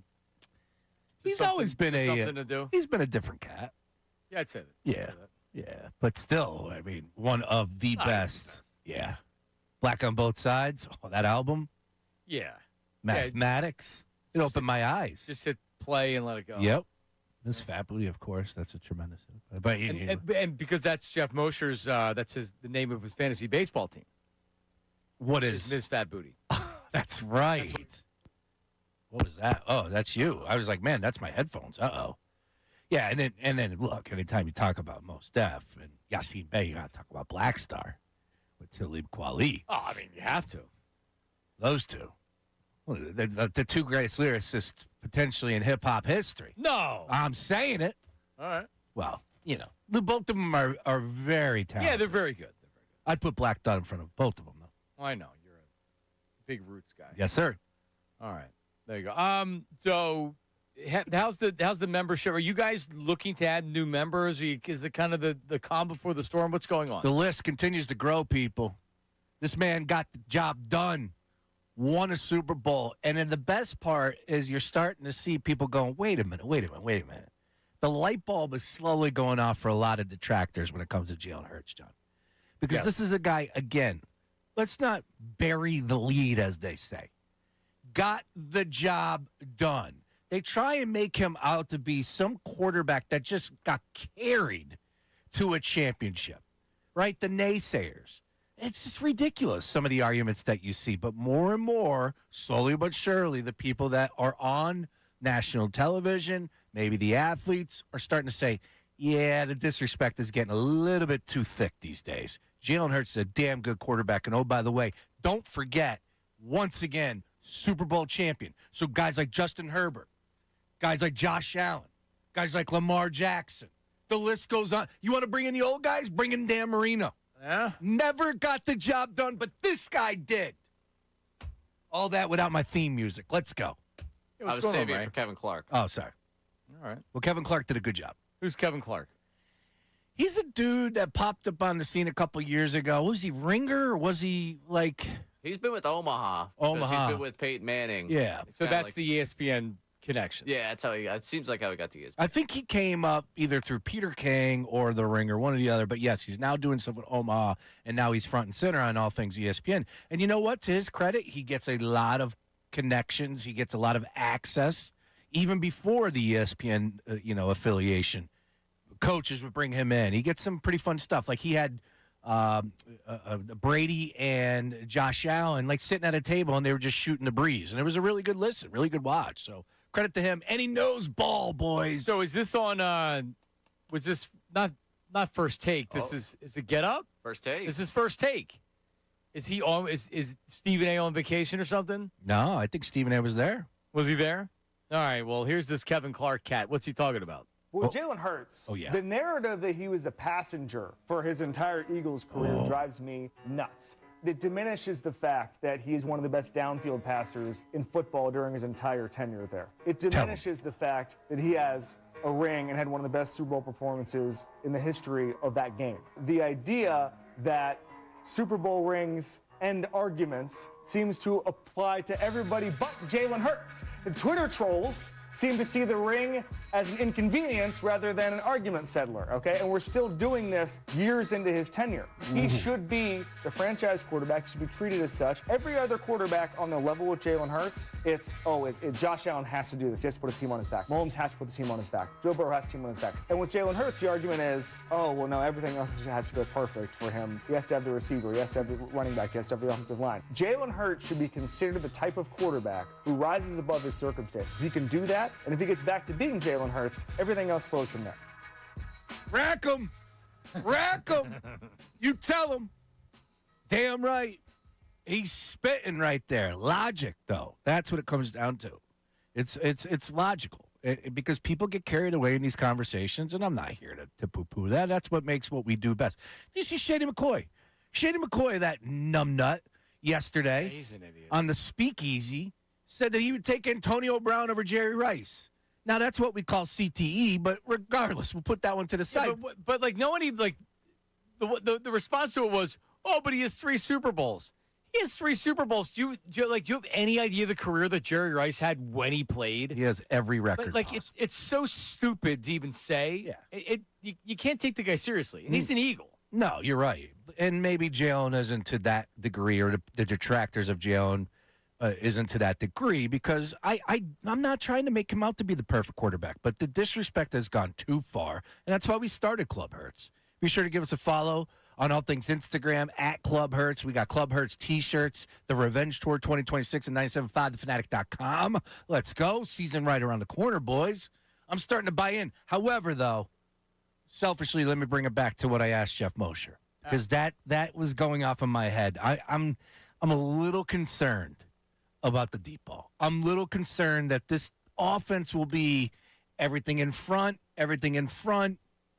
Who's going to take the top off? Who's going to be that guy? Which, oh, by the way, Jalen Hurts is very successful at throwing the deep ball. One of the best in the game, point blank. Look at the numbers. We know what A.J. Brown brought to the table. No one's replacing that. Yeah, but was he really the same deep ball threat that he once was? He's a 50-50 guy. Jalen or A.J.? A.J. I mean, you have to replace it. There's no doubt you have to replace A.J.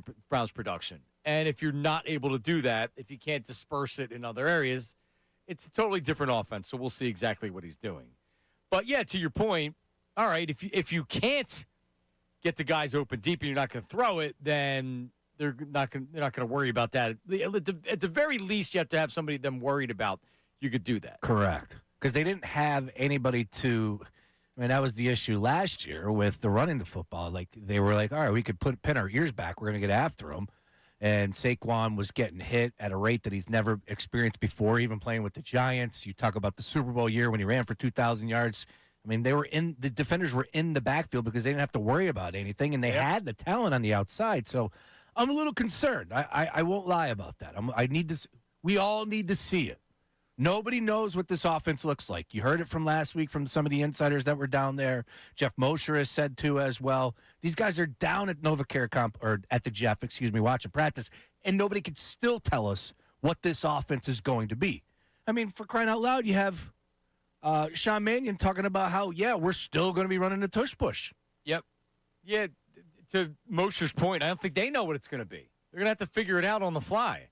Ray, one thing that he did say, which is silly, is that Jalen Hurts had one of the best games in the Super Bowl as a quarterback ever.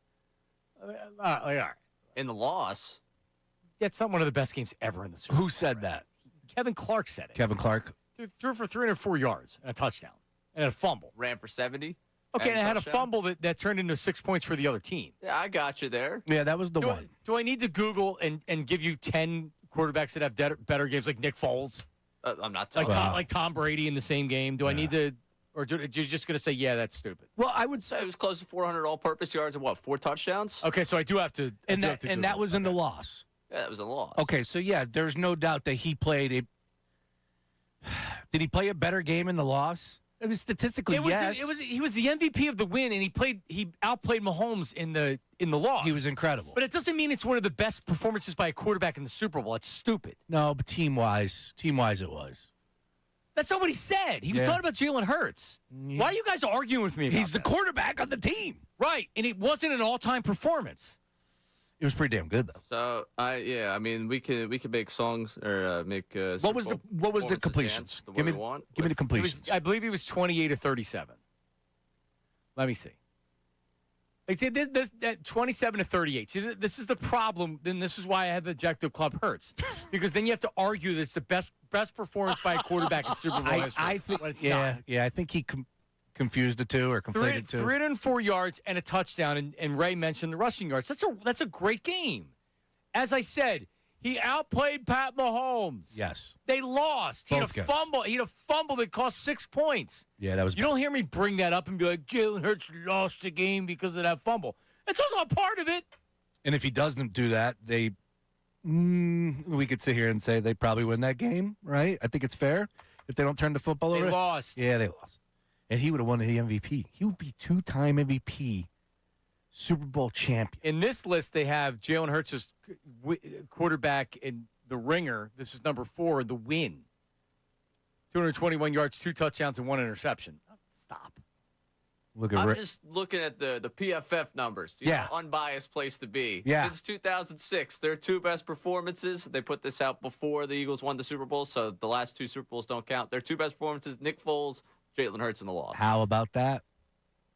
How about that? 6th all-time in career passer rating in the Super Bowl. He played a great game in that win, in the Super Bowl win. Yeah, He played a great game. It was perfect. I give so much credit to the team more than anything. Right. The defense dominated. Jalen was great. So did the offense. Yeah. What's the story of the game? Defense. The defense dominated Pat Mahomes. Correct. That was the story of the game. Yeah. Why do we have to pretend here to fit the argument for Club Hurts? Hang on, we're not pretending. He hooked up with Devontae the Dagger. Remember that? The Dagger. I know. Okay. I know. AJ? He made a throw. I know. AJ on the cross. It was perfect. It's amazing. You treat this guy like you treat this guy as a quarterback. He's making basic NFL throws. Basic. Yeah, it was a great throw. Every quarterback in the league can make that throw. And on that stage, that's a Super Bowl. Well, maybe not on that stage. See, this is objective Club Hurts, and this is where you lunatics run into the problem, where you have to overdo it. All right. We also are going to have an issue with that. What's going on with objective Club Hurts? Does Ray now have to join that? No, he's not invited to objective Club Hurts. I might just end up thrown out of every club at this point because it's going to be Overflow Club Hurts Middays. No, you got to be in one or the other.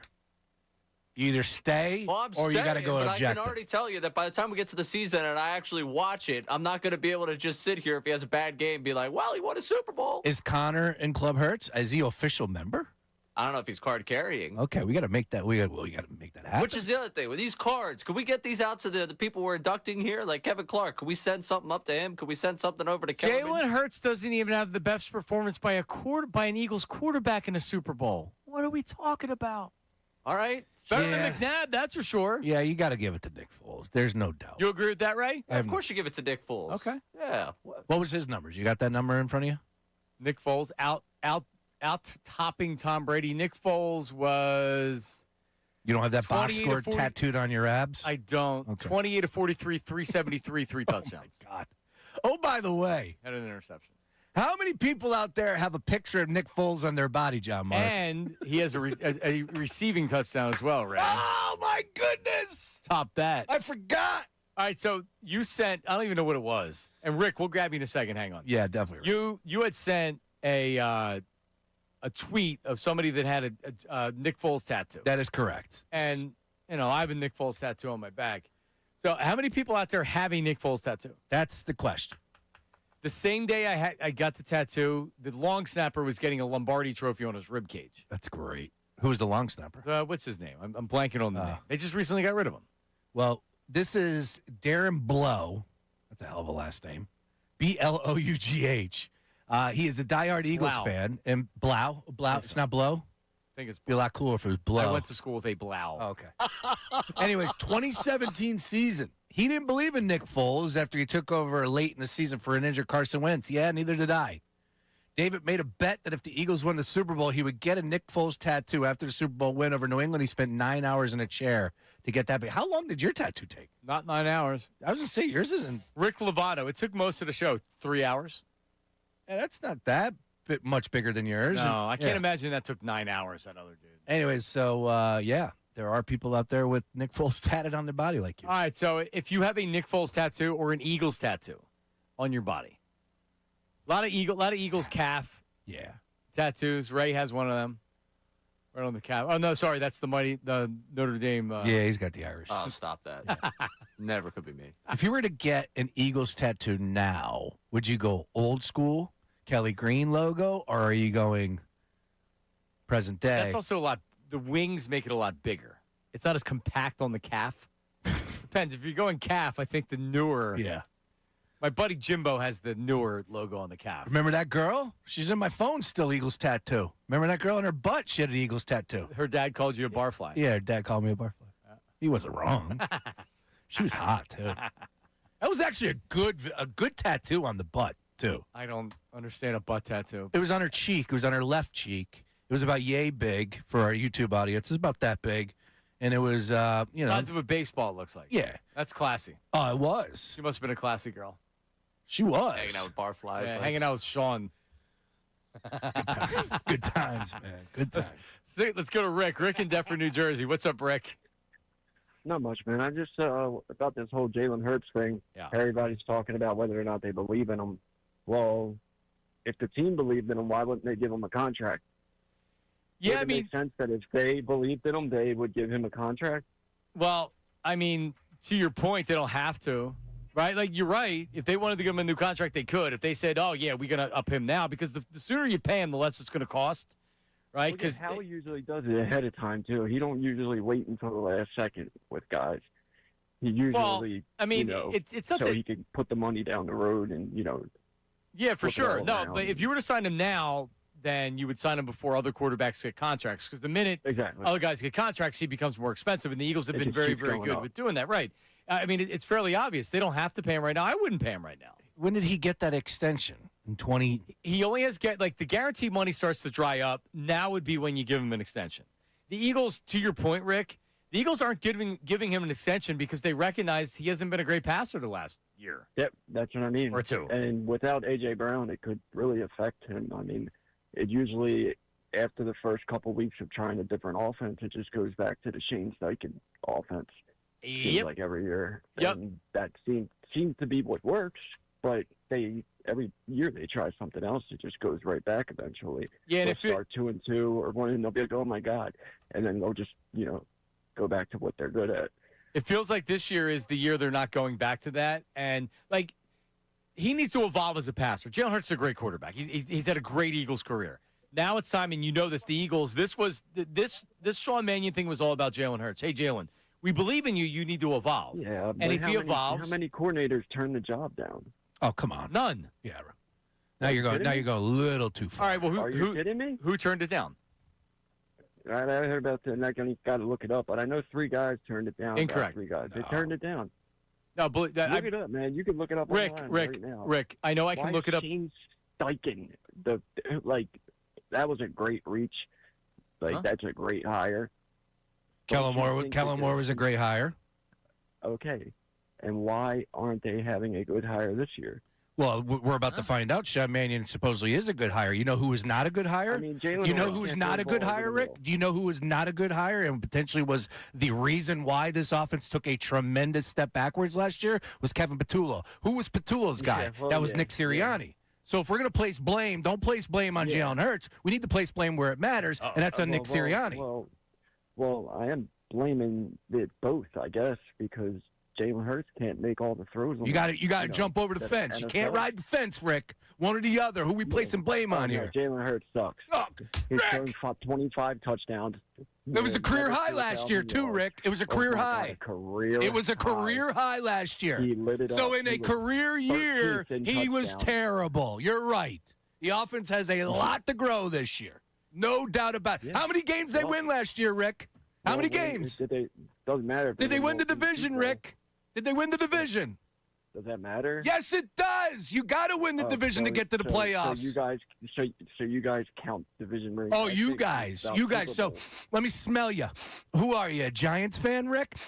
I Oh, could don't smell it. expect it I like could that. smell it. No, he's not even Objective Club Hurts. It sounds like what's the other club that we had? Hurts hater.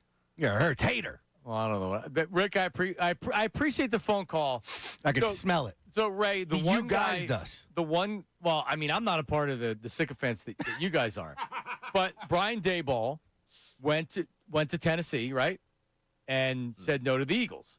So if you're saying how many offensive coordinators turned the Eagles down, I think Daboll's the one name that did. Do we really have to rehash this entire thing where it was like, oh, well, this guy took his name out of the running for the Eagles' job? Yeah, because they weren't offering him the job. That's why. The Eagles wanted Sean Mannion. They wanted Joe Brady up in Buffalo, who took the head coaching job. They were waiting for Brady. He got the job. Mannion was a guy that a lot of teams wanted out there, and the Eagles got him. So Daboll decided he was going to go to Tennessee, he comes to Philly. He's working for Nick Sirianni. Maybe not something he wanted to do. Correct. And there's expectations of winning a Super Bowl. And maybe he looked at Jalen Hurts and said, you know what? I'd rather go down to Tennessee where there's lesser expectations and I can have a good year and I can be a head coach again. Dable wants to be a head coach. Mannion's getting an opportunity to call plays for his first time. The Eagles wanted Joe Brady. So there was not a list of offensive coordinators that said this was all BS that was created in part because of the toxic media that decided no one wants to be the offensive coordinator of Jalen Hurts. It was crap then and it's crap now. There's plenty of offensive coordinators that want a job that says working for the Eagles, we're on national TV all the time, one of the premier organizations in football. Are you kidding me? All right, maybe Jalen Hurts does have some limitations as a quarterback. There was nobody turning down Jalen Hurts other than Dayball who felt like the fit for him was better to go to Tennessee. That had everything to do with expectations of the team and how he was going to build himself back up to be a head coach again. Period. That had nothing to do with Jalen Hurts. Well said. Yeah, you can get down with the Dable stuff. You're right. But there's always, like, okay, did he turn it down? There's a reason why. Sirianni's here. He saw the vision down in Tennessee. Of course, like you said, it's a heck of a lot easier to be a coach in Tennessee. Cam Ward, the leash is long. You know, I'm not trying to down the Titans fan base out there, but they're nowhere near like what we are here in Philly. So regardless. All right. Well, if I had stepped on that, then I apologize to Rick. But I took that under like you guys, meaning like I like when we fight with fellas sometimes. Well, then if he was saying you guys, meaning Club Hurts president, Yes. then that's where I apologize. That was good. Yeah. You know, See, My fault, Rick. Ray, now you can see why objective Club Hurts is so important. Because you see what I just did right there? I said that's crap. There's not all these offensive coordinators that didn't want to be the coordinator because of Jalen Hurts. That's crap. And it's all propaganda that's put out there because we live in a toxic sports culture, and that's what people in this city try to create. Some people that do radio in the city try to create. Yeah, no, I get it.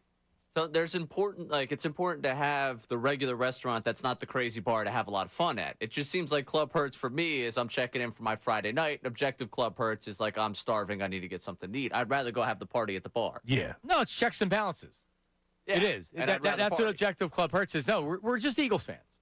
I tried to do this with Carson Wentz, where I didn't really like Carson Wentz, but I didn't want to become an Eagle fan. I thought you were the Wentz wagon. I thought you created that. I created it, but then I'm like, this guy sucks now. I don't like him.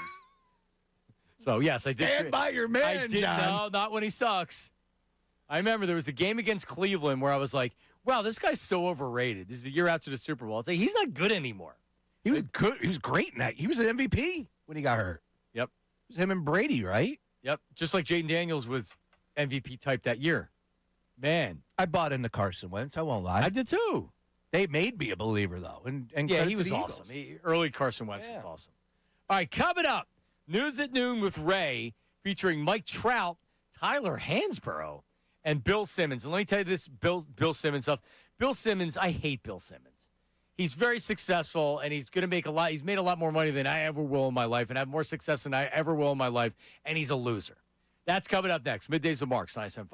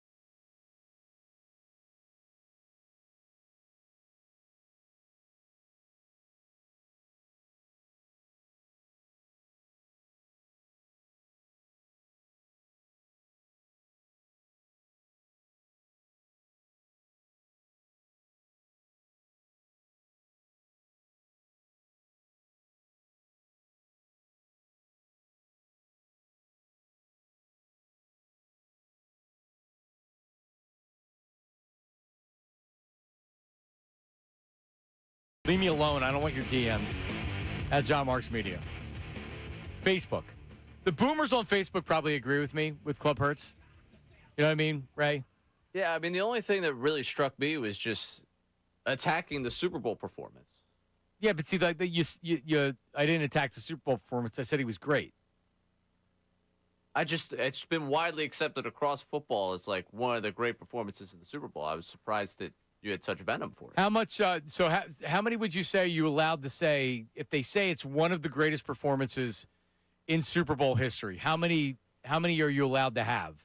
So where does that? We've been through 60 Super Bowls, which would mean we've had 120 quarterbacks. So I would say top 10.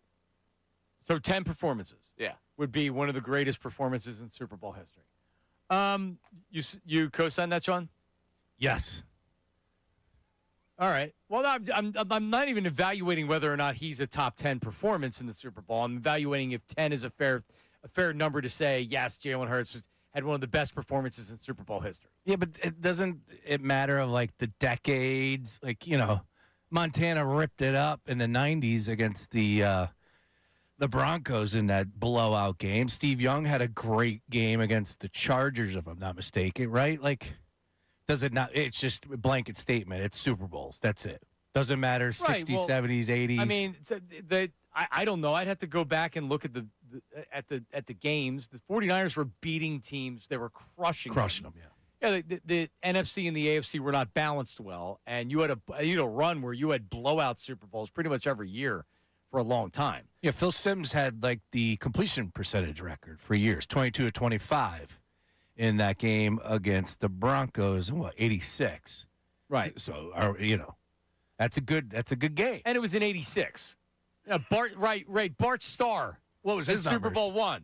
Joe Namath. Did Jalen Hurts beat Joe Namath? He didn't do anything in that game. All right, how about 38 special? Yeah, Let's baby. go Mad Dog Russo on the Super Bowl performances here.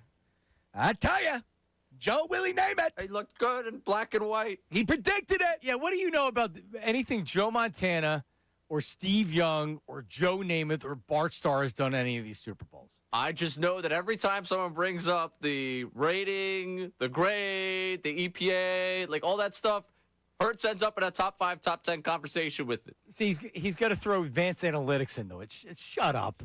Name it. God forbid the guy performed well in 2 Super Bowls. He played great. You're allowed to play great and not be an all-time performance. It wasn't an all-time performance. Nick Foles was an all-time performance.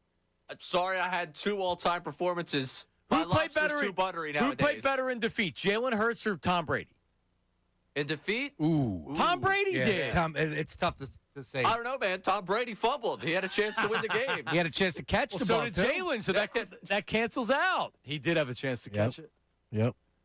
How about Joe Willie Namath and that 16-7 victory in Super Bowl III back in 1969? You ready for this one? 17-28, 206 yards, 0 touchdown passes, 0 interceptions.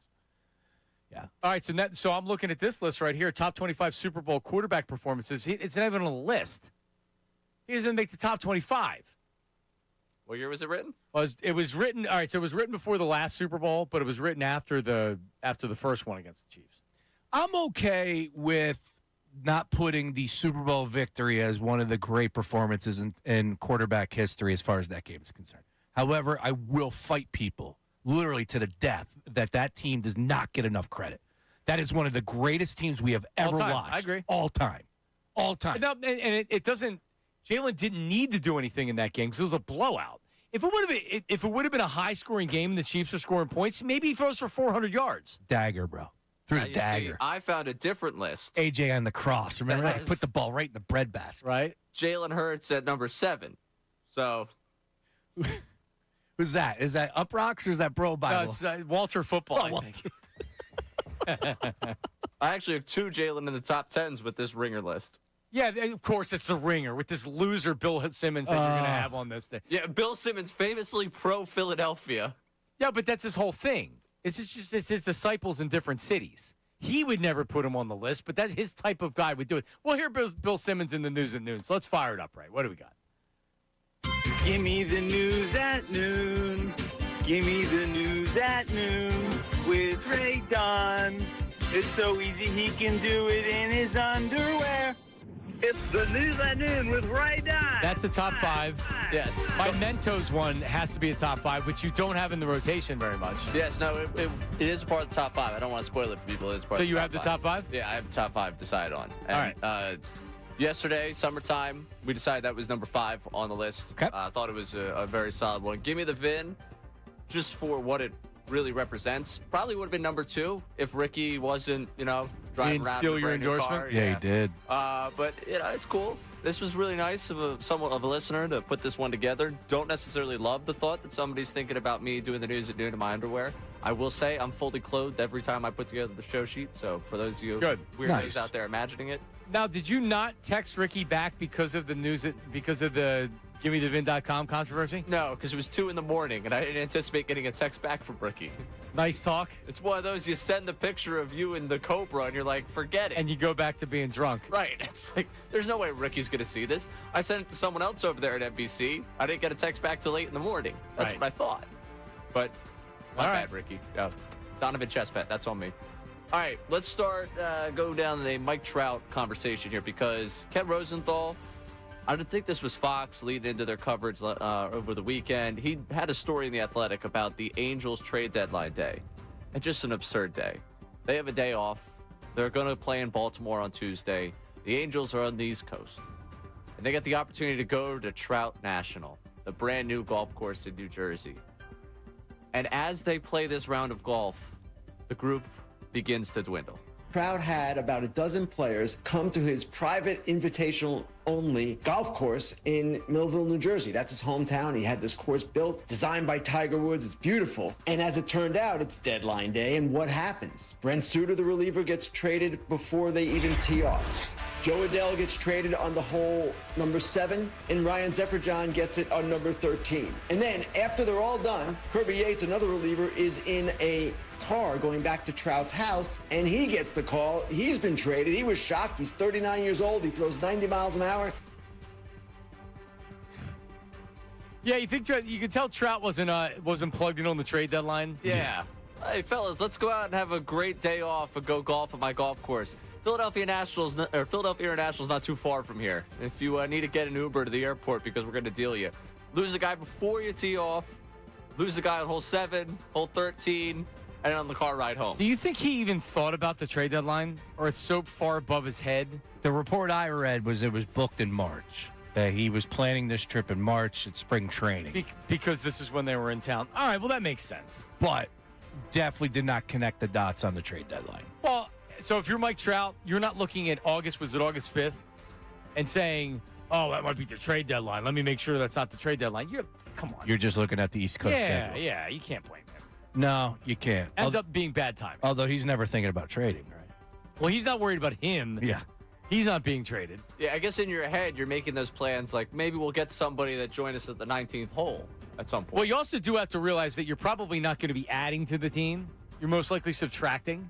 In ideal world, in March, you're like, you know what? Some way we found a way to compete this year. Yeah. And it always works for like a month. We're like, oh, the Angels are pretty good. Trout looks like he's back. Yeah. All right, moving on here to your GOAT, John Marks. LeGoat? Yes, LeGoat. LeBron James. Tyler Hansbrough, because that's who I wanted to hear from. I was just dying to get him on a podcast and hear about him. Was telling a story about Game 7, 2013, Pacers Heat. And he had one of the lines that we just don't hear about LeBron the way we hear about Jordan. I will say this, the start of that game was over within the first 7-8 minutes. I remember looking at my brother, I was like, man, it's hard to believe somebody's ever better than LeBron. The way he's playing tonight, like we couldn't stop him. We double him. He finds open man. He was running the court. He was locked in that game. He wasn't losing that night. No, he wasn't losing. And D-Wade did his part. Bosh was those guys were really, really good, but they were on their game that night, and they smacked us. We didn't really have a chance the way LeBron was playing. LeBron had 32. Bosh and Wade combined for 30. But it's just one of those lines that people always drop out Jordan. Like, there was no way he was losing that game. And I feel like we never get that commentary from the LeBron peers. And great, it's Tyler Hansbrough. But still, it's someone. Well, don't disrespect Tyler Hansbrough like that. One of the great college basketball players of all time. One of the great college basketball players of all time. Would you put him in the pantheon of LeBron James when it comes to NBA players? No. Yeah. Okay. He's a hooper. He's a hooper. All right, better is Tyler Hansbrough a better college basketball player, or is Jalen Hurts a Super Bowl performance better? I got something for you on the Jalen Hurts Super Bowl performance that's going to blow your mind. You do? Yes, I do. So that chapter is not closed just yet. Okay, all right. Also, college basketball, shout out Temple. What'd Let's they do? go. Tell him, Ray. They just did the intro post for Derek Moore-Mafera yesterday. Yeah, they got the kid. Who? And Father Judge. Yeah, this kid was no joke last year. He's this year, right? Freshman this year? He's a freshman this year, yeah. He's a reason to tune in. He's a reason to believe that things might be moving the right direction down there in Broad. All right, congratulations. I'm very happy. Yeah, he's on campus. He's working. Or no, I guess maybe they're not this week. I don't know. I haven't been down there. We'll break it down. Anyways, last one for you. Bill Simmons. This clip has gone viral.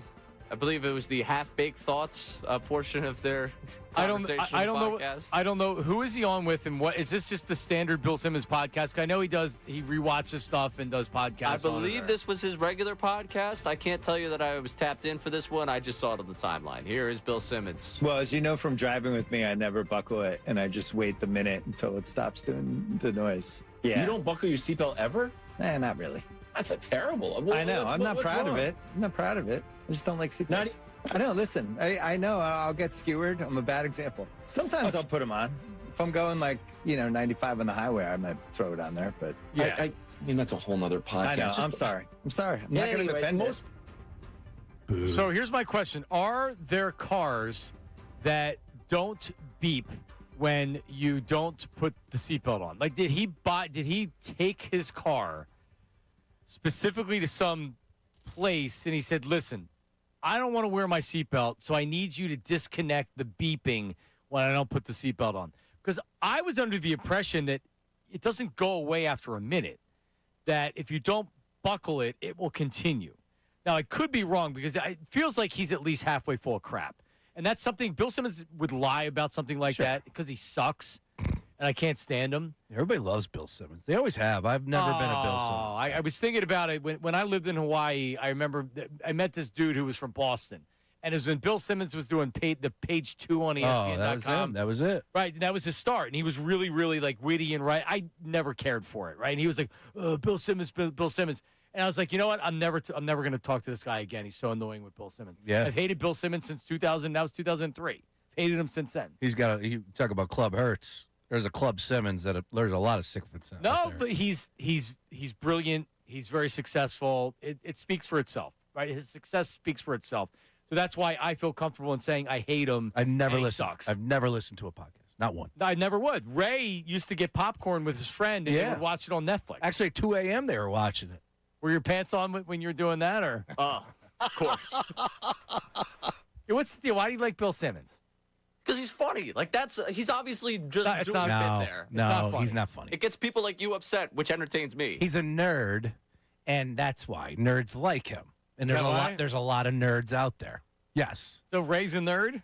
Ray's got some nerdy streaks to him, right? Well, you wouldn't deny that, right? Listen.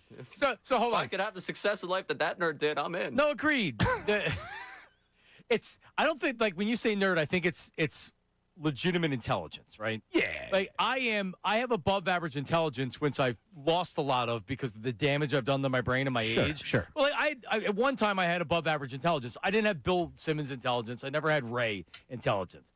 I had the right mindset of being a Gen Xer that's willing to work harder than everybody else. That's why I'm successful. Yeah, Mr. 1700. Right, I can't compete with that. I got 550. Right, yeah, that's what I'm saying. Yeah. We can't compete with that, but we roll our sleeves up when we get dirty. Yeah. Bill Simmons is like, he's too smart.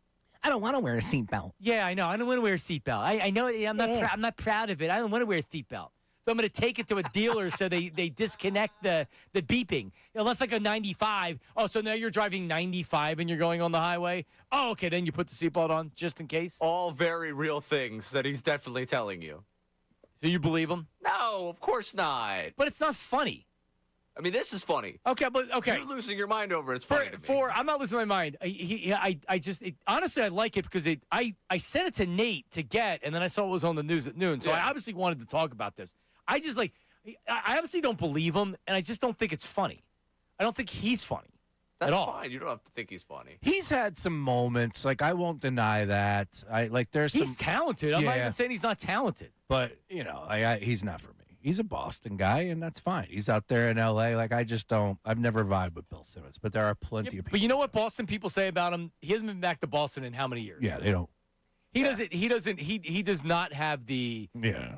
I listen to Boston sports radio, and I know what Boston sports radio opinions are. He has the opinion of, I was born in Boston. I'm a Boston sports fan, and I'm super rich, and I've lived in L.A. for 30 years. Correct. He's a Clippers season ticket holder. Of course he is. Yeah. He couldn't be a Lakers. No, you couldn't. No, you couldn't be a Laker. No, so then that's what I would do. I would like the Clippers. I wouldn't like the Lakers. Yeah, same. Like I respect him as a sports fan. I liked him for these, and I think that I just saw the scroll where it said half-baked thoughts. Like these, let's go do this insane trade proposal that's got 6 teams in it. It's never going to work. It would never happen in the NBA.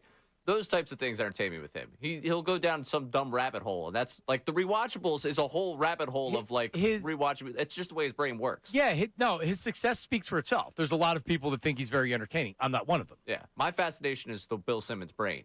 What exactly happens up there? Like this. Oh, there's a lot going on up there, and that has nothing to do with anything that would ever go on in my brain. That's why I guess I don't like him. Now, also, on the other hand, my friend Delco Steve. What's up, Delco Steve? Hates seatbelts. He'll actually buckle the seatbelt behind him so he doesn't have to wear it so it doesn't beep. That's ridiculous. Of course it is. What's the matter with these people? But, think about the difference. Bill Simmons claims just let it beep until it stops beeping. Delco Steve actually plugs the seatbelt in so he doesn't have to listen to it. People at YouTube chat saying that it does stop beeping. Mine doesn't. Some do, some don't. Mine, and this is a new vehicle that was 2 years ago, literally will beep because there's something in the back seat. It happens to me. If my daughter puts a book bag that's a certain weight, correct, and puts it on a seat, it'll beep. It's like, wait, what? Yep. There's too much information happening these days. Yeah, I know my window's open. I don't need you to beep and tell me that my window's open. All right? I know that there's a book bag in the back seat. I don't need you to beep and tell me that there's a book bag or check the space. How about this? Many brands, I won't name the names, have a secret sequence. Ooh. Such as turning the key to the on position and clicking the belt into the buckle multiple times fast that turns off the audio chime. Oh. So you got to go through the whole process of doing this so you don't save yourself in case you get into an accident. All this so you can die in a traffic accident. Bill Simmons got the touch, I guess. Yeah. What? Sorry. So stupid. All right, real quick on this. Yes. ChatGPT, is that a trusted source, boys and girls? No. We'll throw it in. I would say no. And give us the top individual performances in Super Bowl history. Guess who they have at number 1? So I already know it's not reputable. It's Jalen Hurts. In the game that he lost, 27-38, 304, 1 touchdown rushing, or 1 touchdown passing, 70 rushing yards, 3 rushing touchdowns, 374 total. He became the first player ever with 300-plus passing, 70-plus rushing, and 3-plus rushing touchdowns in the same game! Keep the main thing the main thing. Number 2 on that list, Tom Brady in the game that he lost. Kurt Warner in 3. Larry Fitzgerald 4. All right, ready? If I don't know, maybe you have a Bobo Chat GPT?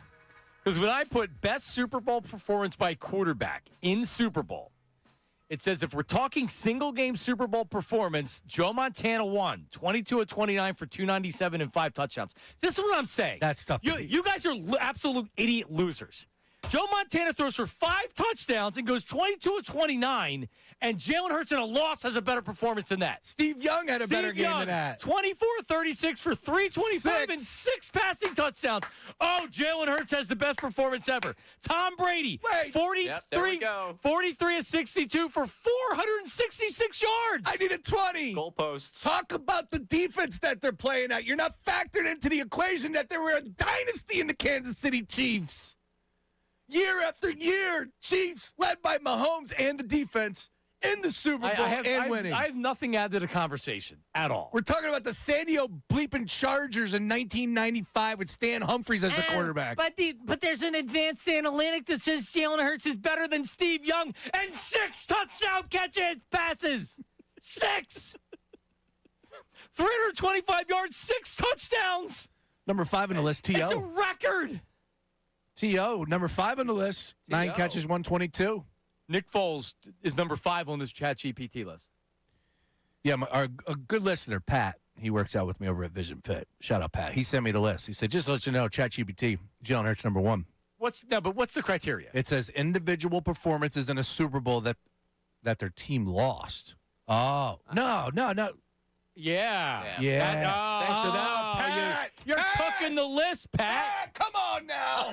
Thought it was pretty interesting that everybody lost, and then we got to wide receivers. All right. Sean, help us here. All right, so listen, 610-632-0975. Text line, voice memos, phone calls about this right here.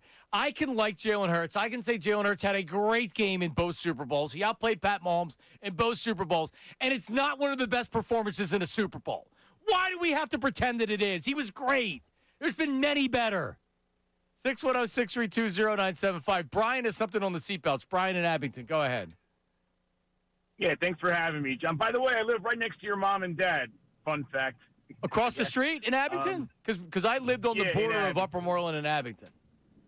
Yeah, I know where your mom and dad live. So yeah, you're right on the line on Moreland Road there. But you guys were talking a minute ago about your seatbelt chimes, and just so you know, for every car, you can probably go on Google and Google it, that there's a sequence of seatbelt clicking and unclicking and putting your car to run on and off. So you're basically clicking your seatbelt 4 times and turning your ignition to on and off a certain sequence of times, and you can turn off your seatbelt chime. All right, so let me ask. I don't know why you would, but let me ask you a question. Why would you do that though? I'm not saying you did it, but why would somebody do that? No, I wouldn't do it. But let's say you're in construction and you're working on the road and you have to pick up road cones and you're constantly in and out where it's just not reasonable to have your seatbelt on. That's probably an Amazon driver. In my RAV4, I'm picking up the cones on 76. Is that? But if you're an Amazon driver, gotcha. Yeah, you're right. Oh, I just mean if you're in some sort of trade where you're constantly in and out of a vehicle, you have to have some way to turn that off. Which obviously is Bill Simmons. That's why it exists. Okay. All right. Maybe not. Nice. I appreciate You're that, welcome. Brian. Good info. I mean, that makes sense. If you click the wrong button, you might turn into a transformer. That's what it sounds like these days with these cars. So you know what we've done with this discussion, Ray? And I'm putting this on Bill Simmons, not me. People are probably going to die because they're going to say, "Oh, I don't have to wear a seatbelt. I just have to trick it." And they go online and find out how to do it? Well, he said in the clip, I'm probably going to be taking shots at me. Yeah, I'm fine with that. Yeah, well, he's an idiot. So you're telling me that people across America are going to stop wearing seatbelts because Bill Simmons told them If there's one person out there right now listening, right, and we have a big audience. One person that says, you know what, I hate seatbelts. You're telling me I don't have to wear one? I can just trick my car? Yeah. And then he doesn't do it, and he tricks the car, and then he gets into a car accident, and something happens. Yeah, that could happen. Yep. Bill Simmons is dangerous. He's got a point. That nerd really, really is dangerous, man. Cancel Bill Simmons. I'm in. All right, coming up, Mad Mike's mad. We have his phone calls. We'll also look at the text line, and maybe we'll get some voice memos or something. Jalen Hurts, is it a top performance in quarterback in Super Bowl history? We'll break it down. Middays with Marks, 97.5.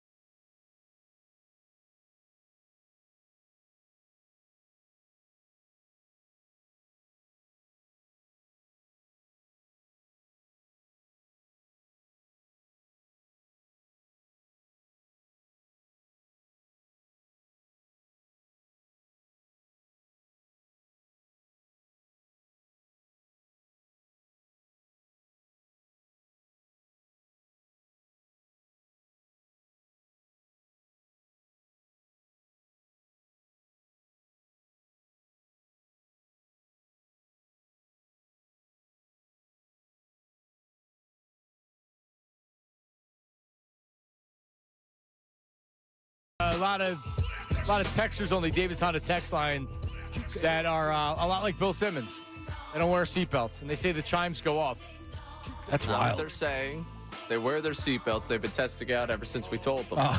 Oh, great. See, Bill Simmons, he's putting people in danger as we speak. Yeah, I'm going to film myself a little bit later and let you know how the RAV4 works. I can tell you mine does not go off. I didn't think mine does either. Or And it's loud, too. It goes long enough to where, well, why would I'm going to put the seatbelt on anyway. It's not like that I'm trying to be a rebel like Bill Simmons and not wear a seatbelt. Oh, what a rebel, Ray. Rebel without a clue. I could see why he became so popular. Him and Pat McAfee. One guy says the F word on the ESPN. I was gonna say, Bill Simmons doesn't wear seatbelts. Put those guys in the same. No, I mean, but think about it. Like, Bill Simmons is dangerous not wearing those seatbelts. So's Pat McAfee. Pick one, Ray. Who you taking? Whose team you taking? Oh, see, his team. I'm sure. Who are you? I'm Team McAfee, and I don't like him at all. Yeah, I'm Team McAfee. Come on now. Come on, Ray. And you know what? Both are talented. Yeah. Both are very talented, and the success, I see why they have the success. I respect both of them for what they've accomplished. Oh, absolutely. Yeah. Well, I don't respect. no, I don't respect Simmons. Yeah, I don't no. respect them. I acknowledge. Yeah. Yeah. We give him a hat tip. Building a Where? media empire.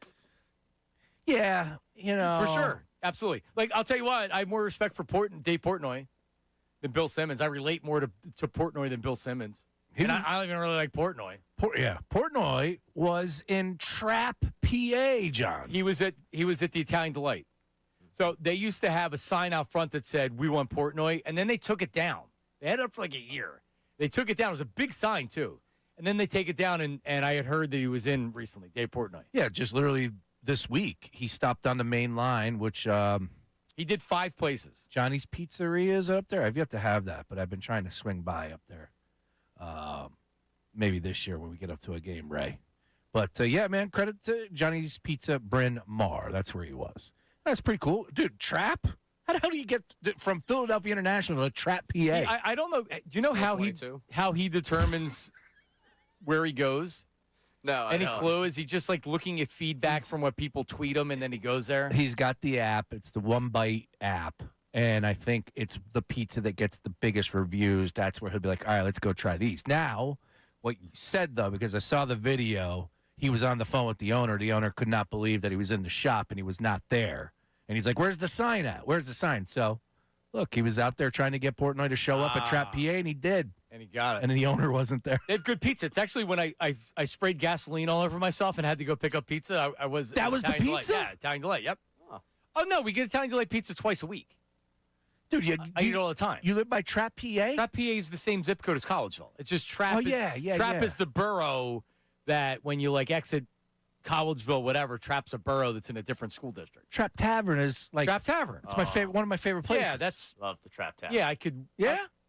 I could walk home from the Trap Tavern. Oh, I didn't wish know I that. could. Well, a longer walk, but yeah, it's Love the a good Trap. 3-minute drive down the street. Good people, great service. Trap Tavern's great. I've done many beer appearances there. Yeah. You know what else they have good at the Trap Tavern? Prime rib. Ooh. They do the queen cut prime rib on one of the nights. Oh yeah. I had a prime rib sandwich on Saturday. You know who loves the Trap? Ricky Bo. Is he a I trap could see guy? that. Big fan of the Trap Tavern. Okay. Yeah, I'm not a big bar person as it is, but if I'm going to a bar, I'm not going to an old.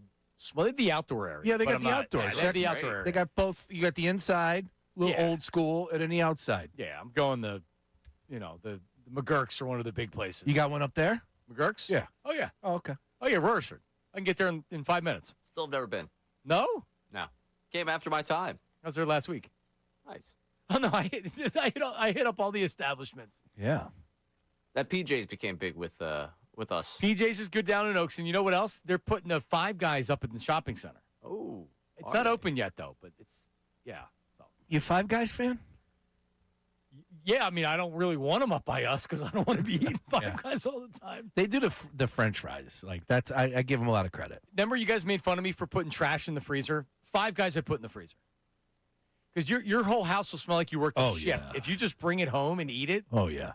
It's like, hey, who was working at Five Guys? Me. I ate it. So good. All right, Mad Mike. Mad Mike, who in the media do you have great respect for? Well, I don't have great respect for Sean Bray. He's just taking any moron's list and just twisting anything he could say to kiss Jalen Hurts' butt without even reading the actual tag or title of the list. He's like, oh, Jalen, look, it says you're number one. Let me just throw it on the air without vetting any of the information. Mad Mike, I didn't have my readers on. Keep it by easy. the way, Dutz said that you look like Kelly. He said that has to be Kelly's glasses that he's wearing. No, these are dudes' glasses. Trust me. Yeah, by the way, Toyota RAV4, real manly car there. Hey, Mike. With your cat also. You don't get to make fun of Ray. Above Ray, the like, belt. You don't let this guy make fun of you. Hey, like, Mad Mike. Above the belt. By the way, when he drives a RAV4, he looks like a nerd. It does not fit his personality. Trust me, it's not what I wanted to buy, but I got stuck with it. You keep it above the belt, Mad Mike. Do not go there. Do not go there. RAV4s are nice cars. Yeah, My mom of course drives I got to keep it above the belt because you're wearing a skirt underneath. Nerd. So, Mad Mike, do you think Jalen Hurts' Super Bowl performance was one of the best performances in Super Bowl history? Remember when he fumbled the ball and it caused a touchdown for the other team, but Sean forgot to add that point into that performance? Did not. He threw for over 300 yards. He outplayed Pat Mahomes. Yes, he did. Oh, yeah, totally, until Pat Mahomes went perfect in the second half. But no one talks about that either. Yeah, but they lost that Super Bowl because of Jonathan Gannon and that crap defense. Oh, man, that's going to hurt. Okay, but because Jalen Hurts was nowhere to be found in the second half. But sure. You guys, I love how anything you can do to just kiss Jalen Hurts. I can't wait till he stinks this year. Oh, by the way, he's already been lemon-walled on this fraud receiver. Yeah, he can't even get on the field, but he catches the ball real pretty at practice when he's just standing there with his Have you given Mekhi Lemon his first nickname, Lemon Law? Yeah, he's been lemon-walled already. Mad I so Howie's back to drafting like Howie from 2018, and then the Phillies make a big trade. They stink. They like this. I wish that none of these teams any luck. I hope Fat Oaf Embiid never wins a title. I hope LeBron hurts himself so Embiid. Oh, come on, get out! Throw him out. You're out the side Get outta door. here. I mean, he finally brought some new material. I liked him when he was ripping on me. I thought that was good. And he goes down that road. Come on, man. You're getting hurt. We're not putting that out there. No, we want the teams to win. If he wants to hate Jalen Hurts and argue with you about it, that's funny. Yeah, that's fine. I find it funny. But just what I want. The Sixers to suck. Yeah, No. that's just what we want. No. Philadelphia fans. No. Oh, Ray. Hey. It is. Well, I just said, oh, Ray. It's kind of, I'm looking at you like sighing, like, oh, Mad Mike. Well, this is what I'm going to have to deal with because Ray has a lot of fans out there. So if I cross the line and go at Ray, like I threw him a little jab. I called him a nerd, and that's what got Mad Mike's back up against the wall. And I would imagine in YouTube comments, same thing. I don't think Mad Mike is amongst these stands for me. Given my positive outlook on life, liberty, and the pursuit of happiness, Mad Mike probably tires of me just like anyone else. Yeah, by the way, Mad Mike's not a part of any settlement as far as the divorce. I think we gave custody to you. Yeah, that goes to the morning show, He 6 just to calls 10. in. He just calls in when he wants. Yeah. I don't claim. We can visit him on weekends. You have him during the week. Mad Mike doesn't cross streams, does he? He may. Oh, Mad Mike. Well, he got banned from the morning show. Did he? I don't know if it was John or it was before that, but he used to call. Yeah, he used to call mornings. All right. Yeah, he's around. He's a strange bird. He is a strange bird. And by the way, you do look. You look uncomfortable when you drive past in the RAV4. It's honestly, it's a tuna can. That's what I'm driving. Bumblebee tuna can.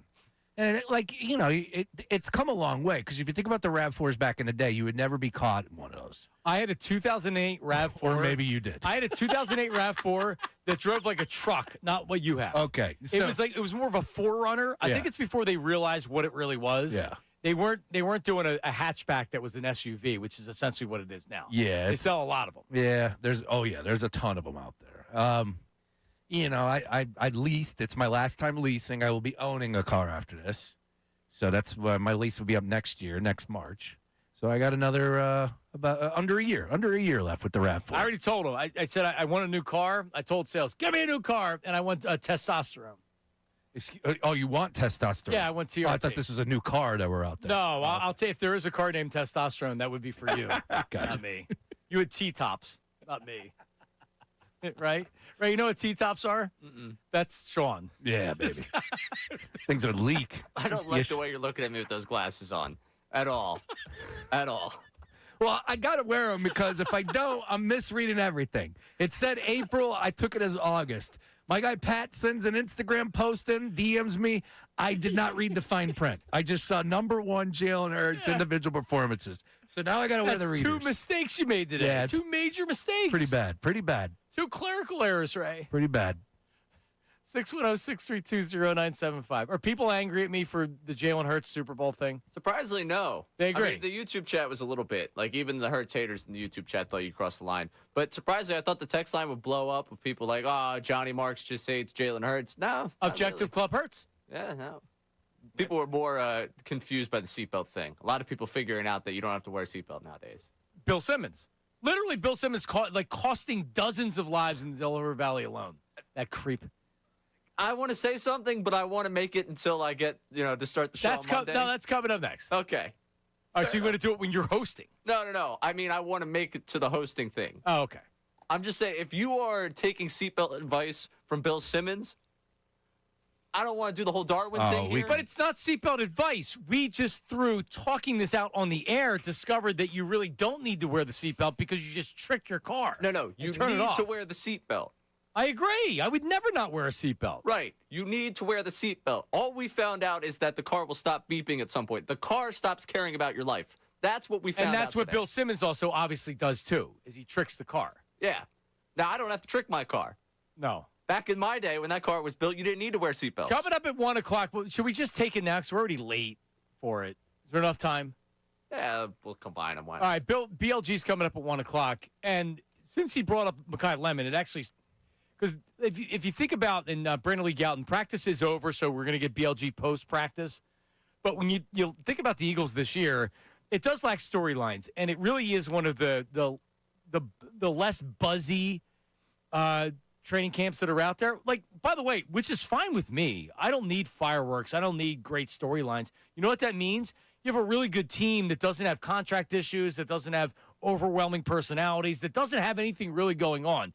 A.J. Brown's gone. But here is what they have going on. They're going to figure out what this team is. They have a brand new offense. They have Devontae Smith, who's fine, but he already has a hamstring injury. So everything, I think, if they stay healthy, Mekhi Lemon will figure it out at some point. That's the hope. And then you have Wicks, and then you have Hollywood. It's the first time I've mentioned Hollywood Brown's name was today. Yeah. You have Hollywood Brown. At least you know he's a pro. You have Darius Cooper. Apparently he's having a great training camp. Like, they're going to have to figure that out, but they also don't necessarily have to figure it out, especially early.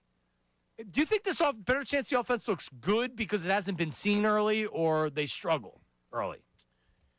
Yeah, I think they're struggling. I do. I think they're struggling early. I don't think they're hitting the ground running because they got to figure out what they truly have on offense. We know that, and we understand how it works as far as the NFL, the state of the game in 2026. There's no more preseason football. These guys don't play. So the first 2 to 3 weeks of the season, you are working the kinks out, especially on the offensive side of the ball.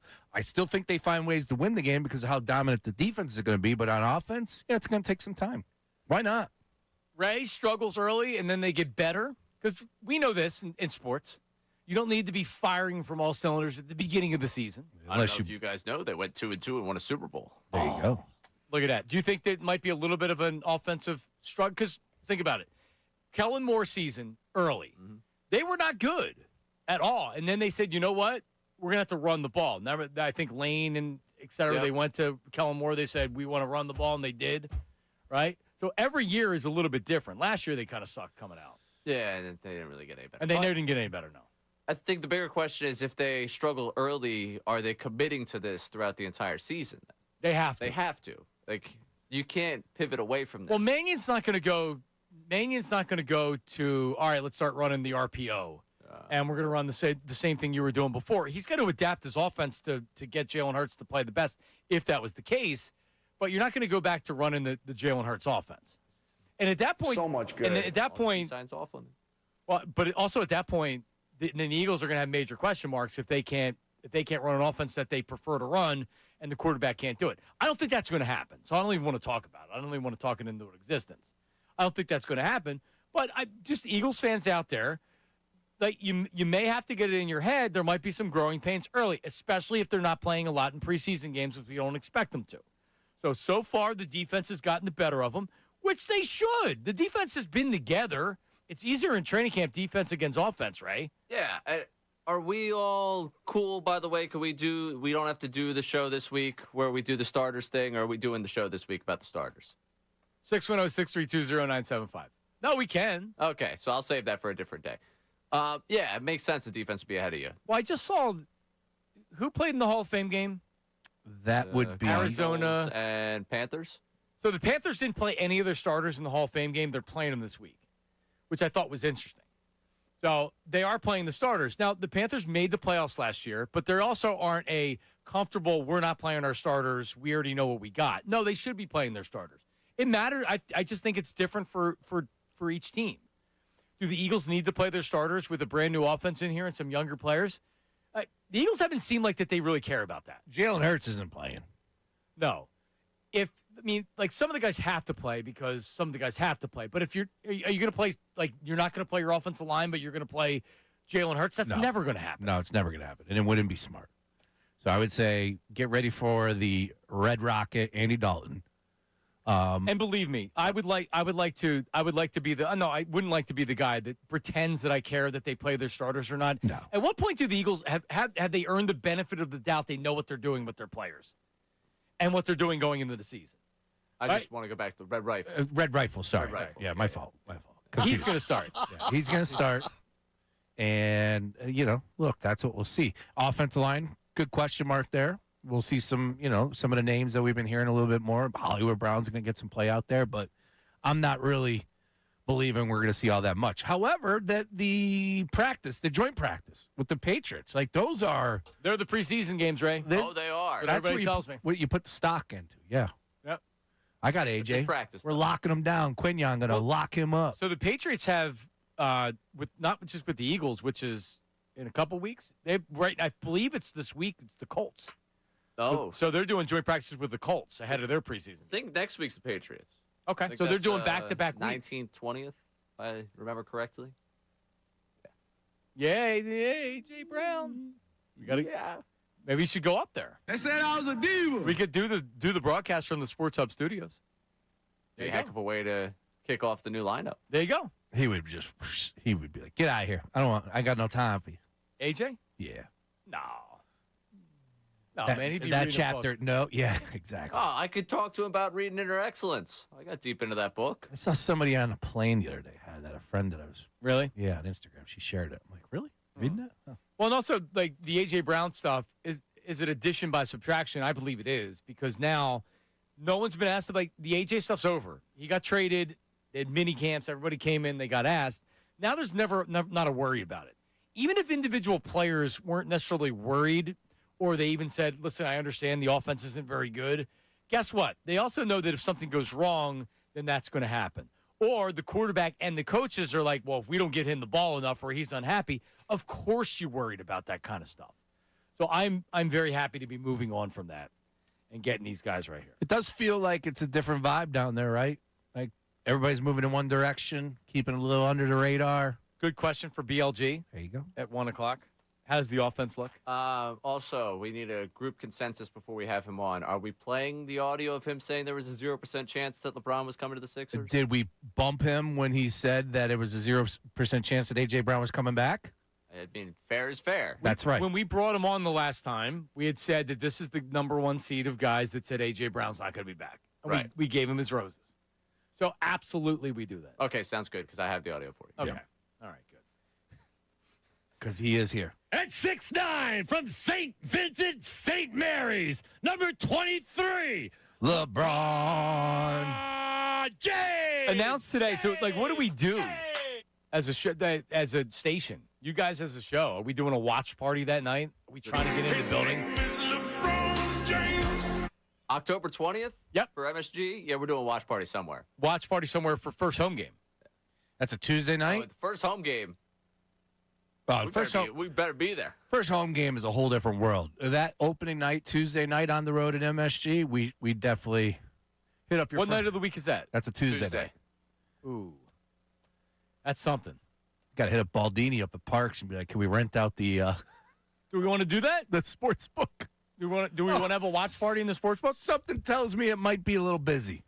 Good. Yeah, let's go. All right. I'd love That's to do definitely that. a spot. Absolutely. Be great. Great place to watch a game. too. Hell yeah. All right. Even if we don't do it in the sports book, the one bar, the Liberty Bar or whatever they have. They have the one place. Liberty Bell Gastro. Thank you. There you go. Yep. No, I like the idea of the sports book. Me too. I was thinking Thursday on the home opener. If we're not there, actually, at the game, our friends down at Live Casino be down at the action. Look forward to going down there. We should be down. Yes, we should 100% be down there. Or All right. Stateside Live. We just got to hit up to Sports Dad 215 checks in. He said, thanks, guys. Decided to listen to your advice and try no seatbelt on the way home, and now I have court next month. Yeah, so nice work, Bill. Got pulled over. You know, That's not what this point was, people. what was his point? It's not that you should be doing it. He never said do it. That's what I took from it. Well, But why bring it up? because all right. I'm sorry that you don't understand the entertainment side of this thing. Yeah, but why bring it up? I don't know. I didn't listen Because to the he's trying to be podcast. quirky Bill Simmons. That's why. Oh, I'm so funny. Bill Simmons. That's why. All right. And now he's costing people's lives. Guys got court If next you're week, Ray. taking advice from Bill Simmons on the seatbelt, I think that says more about you than it does Bill Simmons. Believe me, maybe for some of these people.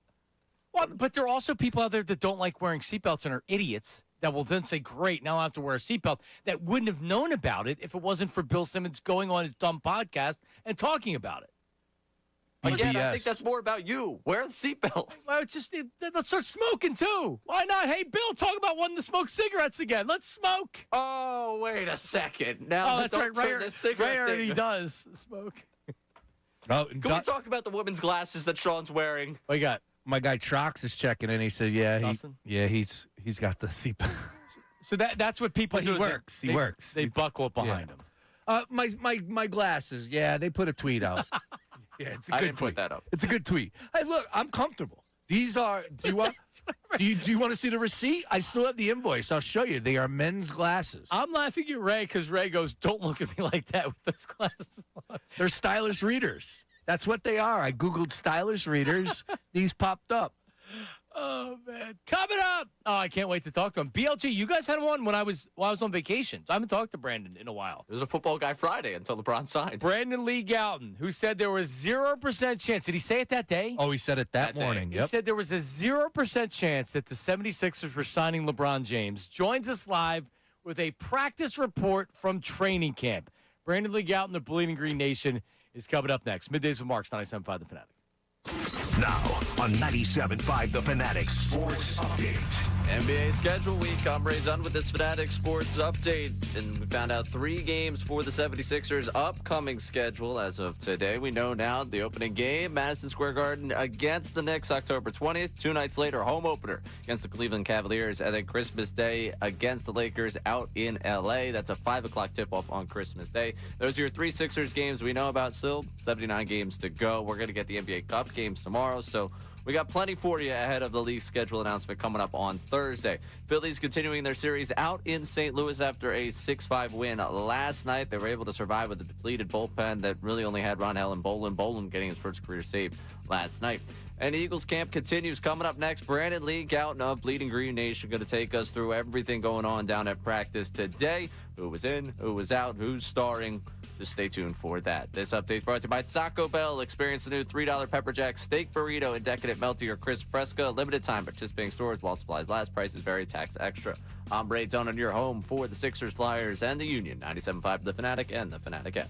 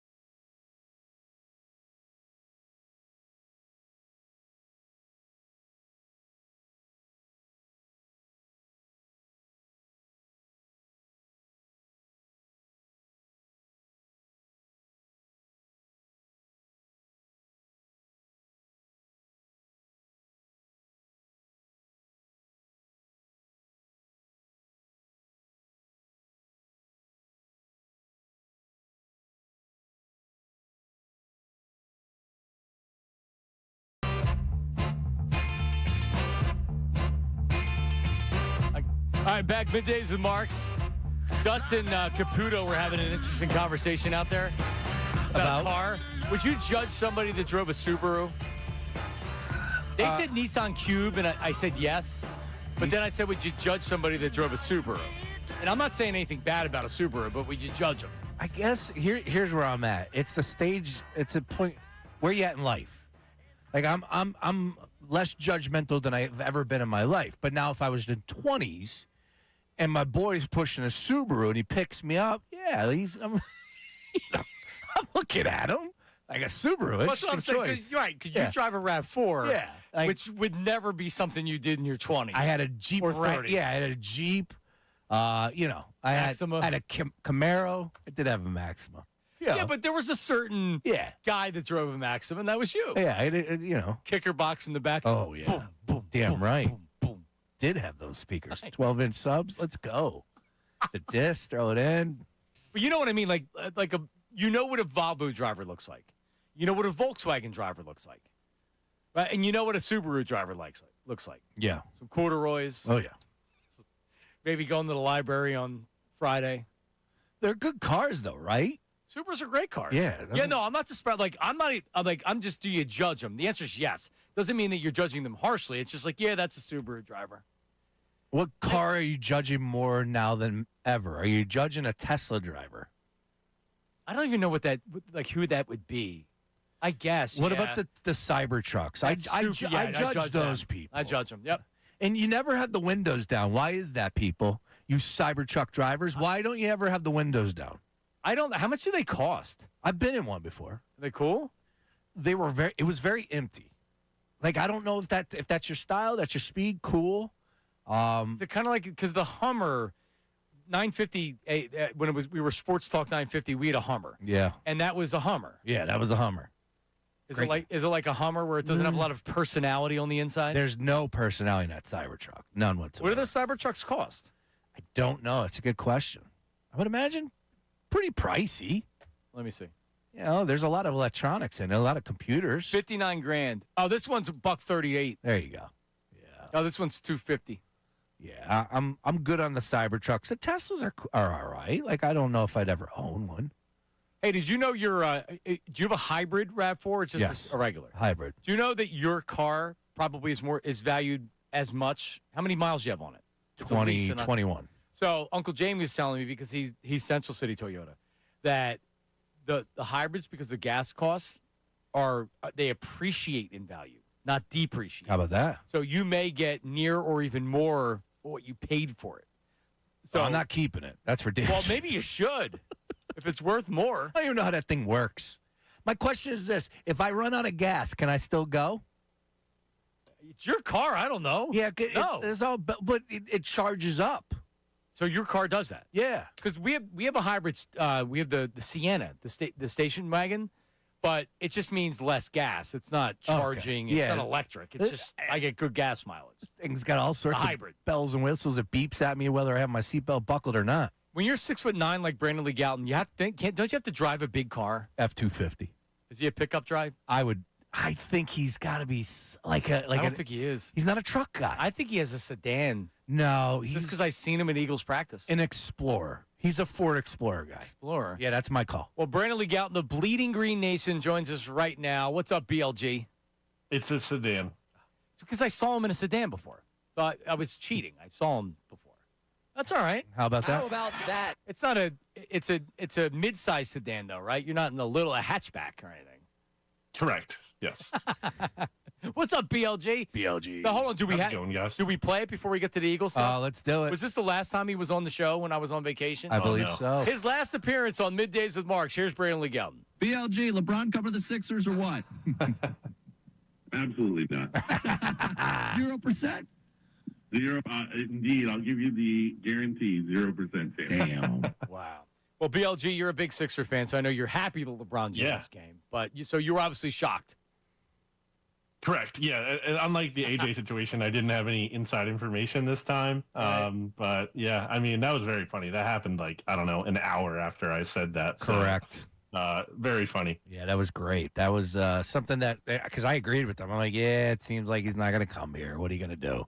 And then an hour and a half later, I got Ray going, "Oh my God, breaking news!" And then the world just changed. Yeah, I mean, since then. so BLG, we grew up and the Eagles were, the Eagles were good, but not like Super Bowl winning. Now the Eagles are pretty much every year they're considered a Super Bowl contender. They've won 2 in less than 10 years.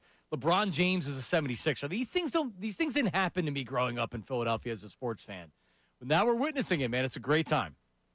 I can't believe it. I really thought the Sixers are getting used, for leverage purposes, or even just trying to be like kind of involved for the sake of being able to say, "Hey, we were right there. Like we were in the mix," trying to get like some good PR from that. I still want to see the press conference. I don't know when that's going to happen because I feel like it's not even fully real. Okay, yeah. Media day. I want to see it because then that'll feel even more real. Yeah, when he actually puts a Sixers uniform on and we see him, think about what training camp's going to be like. And then preseason games. And then the home opener. Are you kidding me? The opener against the Knicks, man, this is unbelievable. It's great. But then you had the Phillies there, BLG, and their bullpen. Killian. Yep. Wish I had Killian. Now you got nobody. Anyway. Yeah, all right, so down on the Phillies. How many training camps is this for you now, BLG, that you've covered? This is year 14. All right. Each year, I'm sure, is a little bit different or a lot different. What is the training camp so far this year like? I think there's good vibes. I think there's a good energy around this team right now. Everyone knows what to expect from this defense, which should be very good entering year 3 under Vic Fangio. A lot of talent. That much we kind of already expect, know about. The big question has been, what's the offense going to look like? And from what we're seeing, is it perfect? No. Are the Eagles going to have a top 5 offense? I don't know about that, but I think they're going to have an offense that is certainly better than what we saw last year. And there are encouraging signs from the results on field, from what the players are talking about, the buy-in. So I feel like we've seen, ups and downs here, but more ups than downs. Yeah, it's actually, Sean had said this earlier, and I'm like, it's a great question for Brandon, is that the vibes, and you kind of answered the question right there, but coming off of A.J. Brown and everything that happened this year, not necessarily a sense of relief, but it just seems like a much different locker room than if AJ was back this year. Yeah, the same kind of tension, I would say, is not there. Some of the, the things basically. Tension's a good word for it. Tension's a good word. Tension, frustration. I don't think we're seeing that. I think it's kind of more of like a refresh for this team coming off of last year. And even just talking about the offense again, I mean, Vic Fangio in his press conference today talked about how he didn't really put a lot of stock into Jalen Hurts changing offensive coordinators in the past because the offenses look generally similar to him. He's saying this one does look truly different. And you're hearing the players talk about that too. And again, the on-field results, some of the things we're seeing in terms of under center, play action, all of that. So you're starting to see it's not just lip service and there are some real changes here. Yeah, and one more on this because, and I think that like the media, and when I say the media, specific parts of the media tries to bring up, Jalen Hurts is bad again. He's getting dominated. Can he pick up the offense? Is this going to be a problem? Are there any alarm bells that are going off to where you're saying, Lemon hasn't looked good so far. The offense doesn't look particularly good. Is there anything that's off with the offense so far? I will say the Lemon factor is big considering he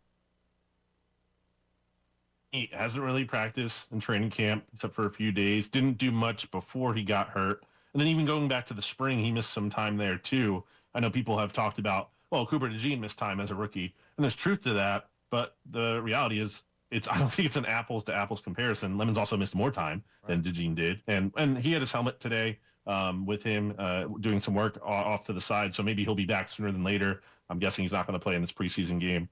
We'll see how that goes. But that specifically, I do have concerns about. But with the way we're seeing Darius Cooper, my guy, and Elijah Moore, and some of these other receivers stepping up here, maybe that could help offset a little bit of if Lemon's going to get off to a slow start. Great segue. Let's stay with the wide receivers conversation, BLG. And I'm curious about replacing A.J. Brown and what he brought to the table, the deep ball. We know he was the guy that could get down the sideline, a little bit of a burner. I know things kind of relaxed a little bit later with his time here at the Eagles. Still ended up with 7 touchdowns last year, and we know what he brought to this offense. Who is going to step up this year and be that guy that's going to take the top off and be a potential deep ball threat for Jalen Hurts in this offense?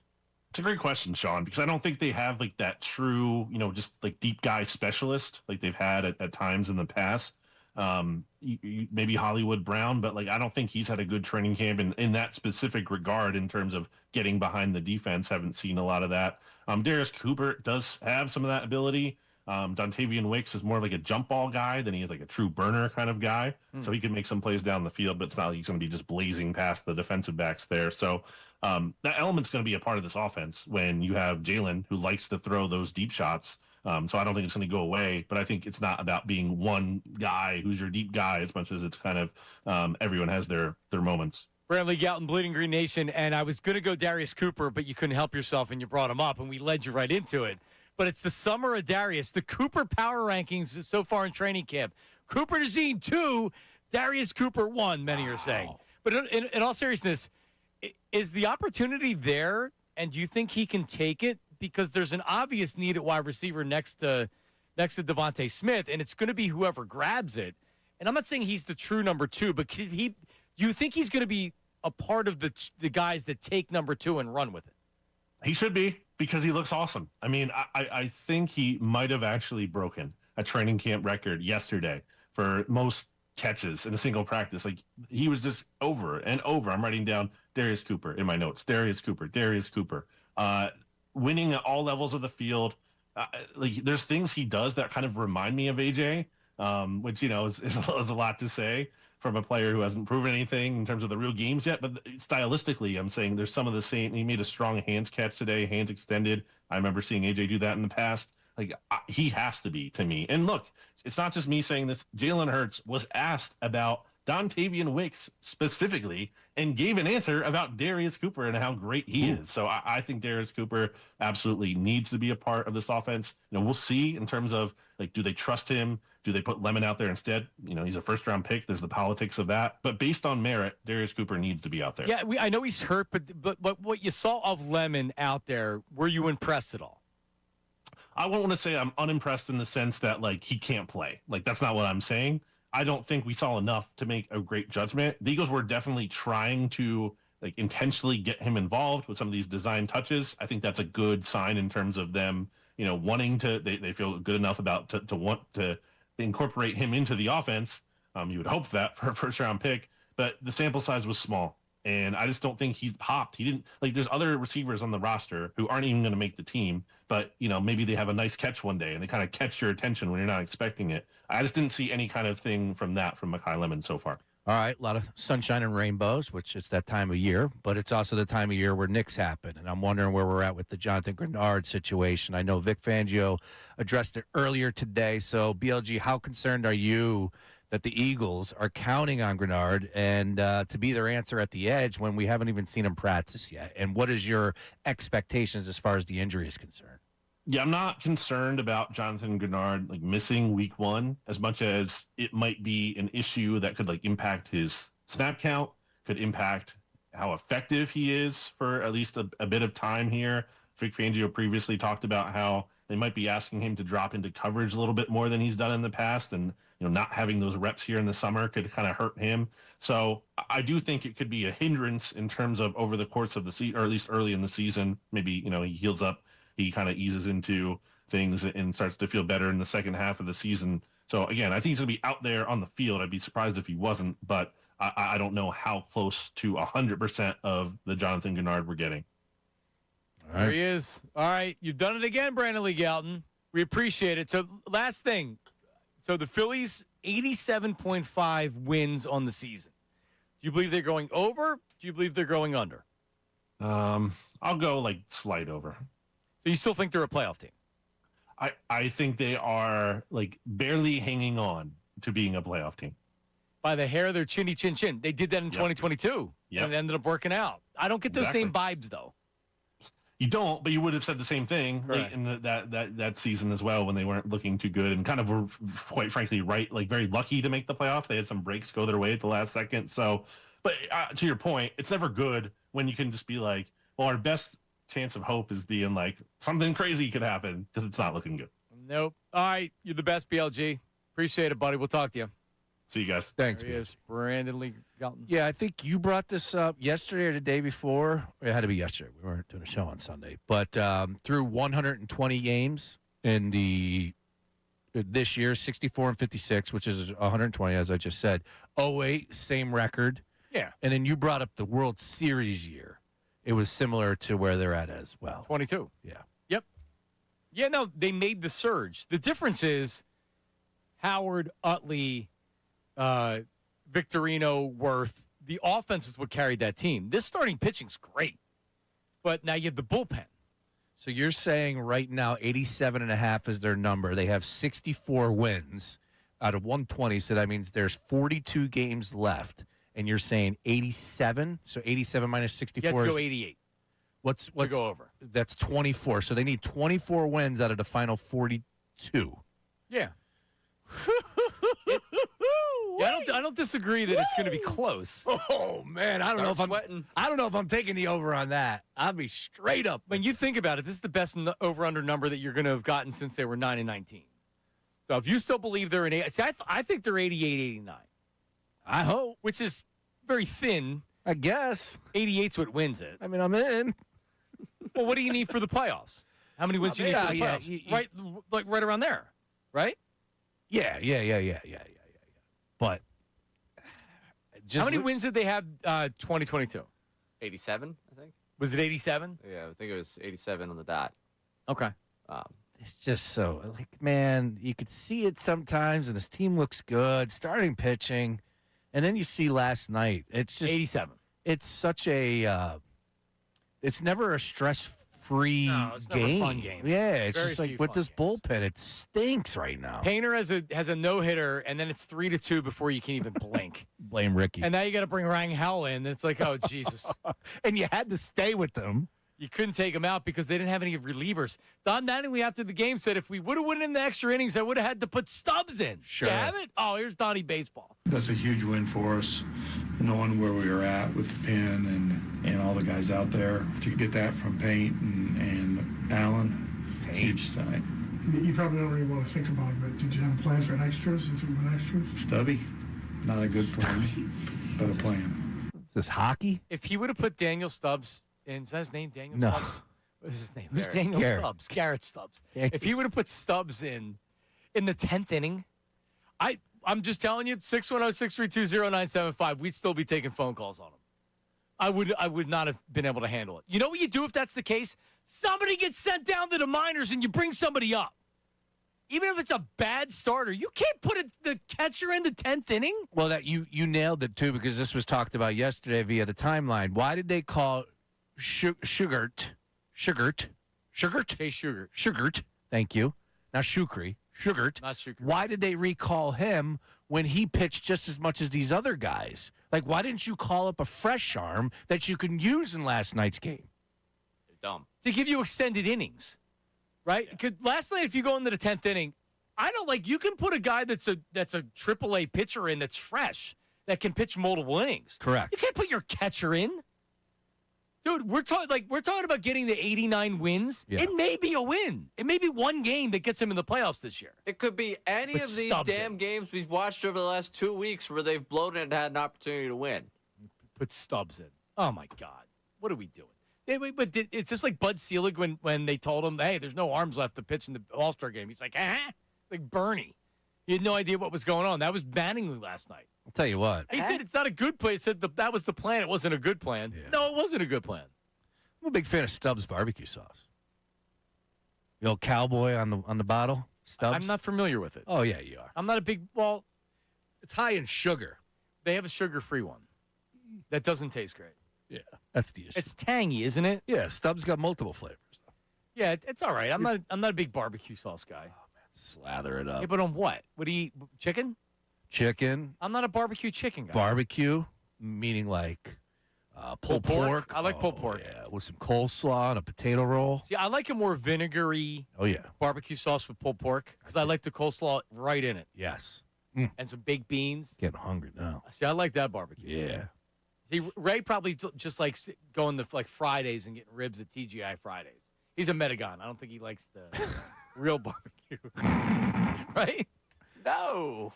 No? Fridays, with all due respect to the one down the street. Right. But the ribs they have, which is, you know what I'm talking about. Just very Metagon barbecue Yeah, they're sauce thrown on top of Frozen, yeah.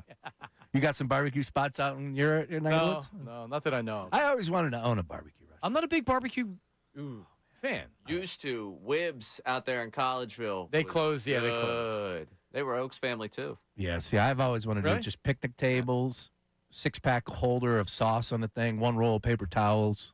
Honestly, the Bull.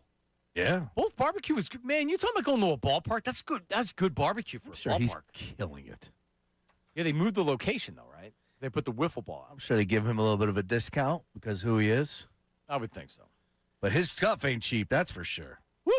That cheesesteak, the barbecue cheesesteak. I don't. I only get the. I get the platter with the. It's so good, but man, that's the price. We have time for a voice memo. How about this? Coming up, we got multiple voice memos, 610-632-0975. So get your texts in, get your phone calls in, and get your voice memos. That's the Davis Honda text line. Use the voice memo way to get a hold of us, all right? Sean also yesterday brought it up, but Donovan McNabb talked about being appreciated in Philly and seemed to want some credit for the current Eagles' success. Huh? So I thought it was too easy for Donovan to say he felt appreciated and left it at that. So he's trying to take credit for the Eagles' success right now. Can't wait to hear it. Yeah, listen and give your own verdict on it. Oh, I totally didn't buy he was just giving the, yep, oh yeah, I felt appreciated in Philadelphia. They said I was a diva. All right, that's coming up. Middays with Marks.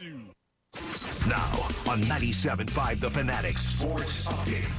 Learn about the schedule. I'm Ray Dunn with this Fanatic Sports Update. Mark your calendars. We're getting some 76ers dates. The NBA putting out 3 of the Sixers games today as a part of their early release. The full schedule coming out on Thursday. What we got today, opening game of the season, Madison Square Garden against the Knicks, October 20th. 2 nights later, at home, the home opener against the Cleveland Cavaliers. Christmas Day, it's the Lakers out in L.A., 5 o'clock start for that game. Those are the 3 Sixers games we have so far. We'll keep you updated on the other 79.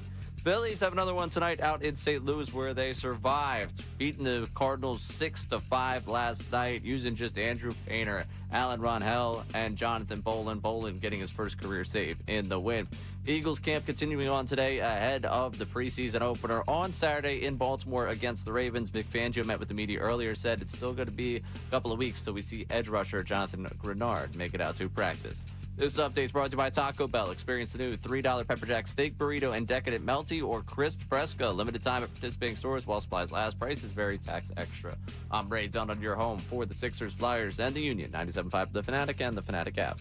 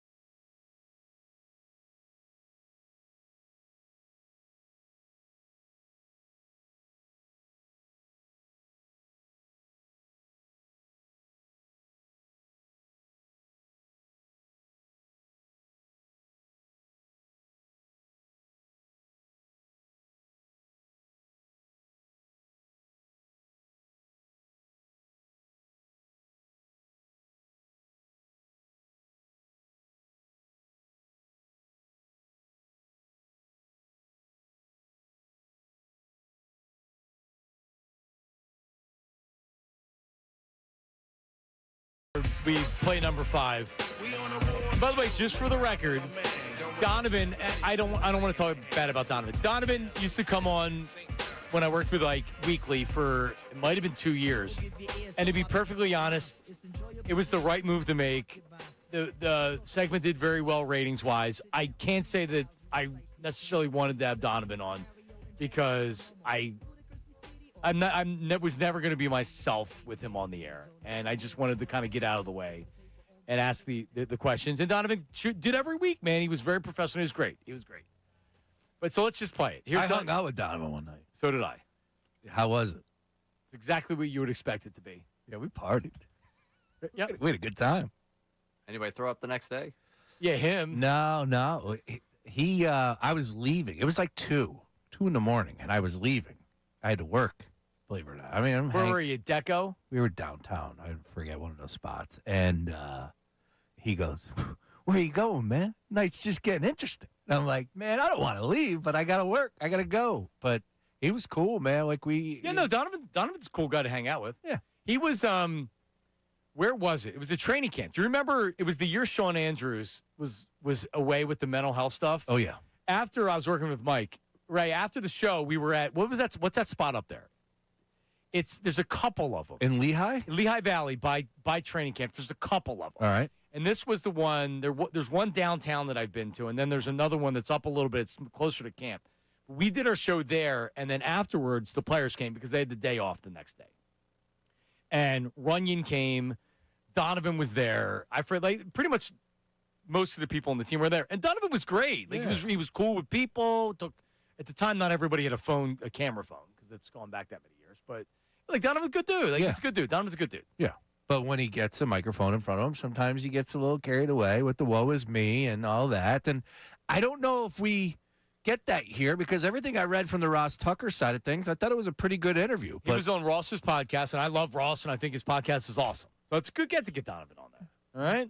All right, so here it is. For my time in Philadelphia, it was appreciated. Obviously, certain people, go a little deeper and talk about Super Bowls and all of this, but I think it's been appreciated for the things that I said and the way that we played.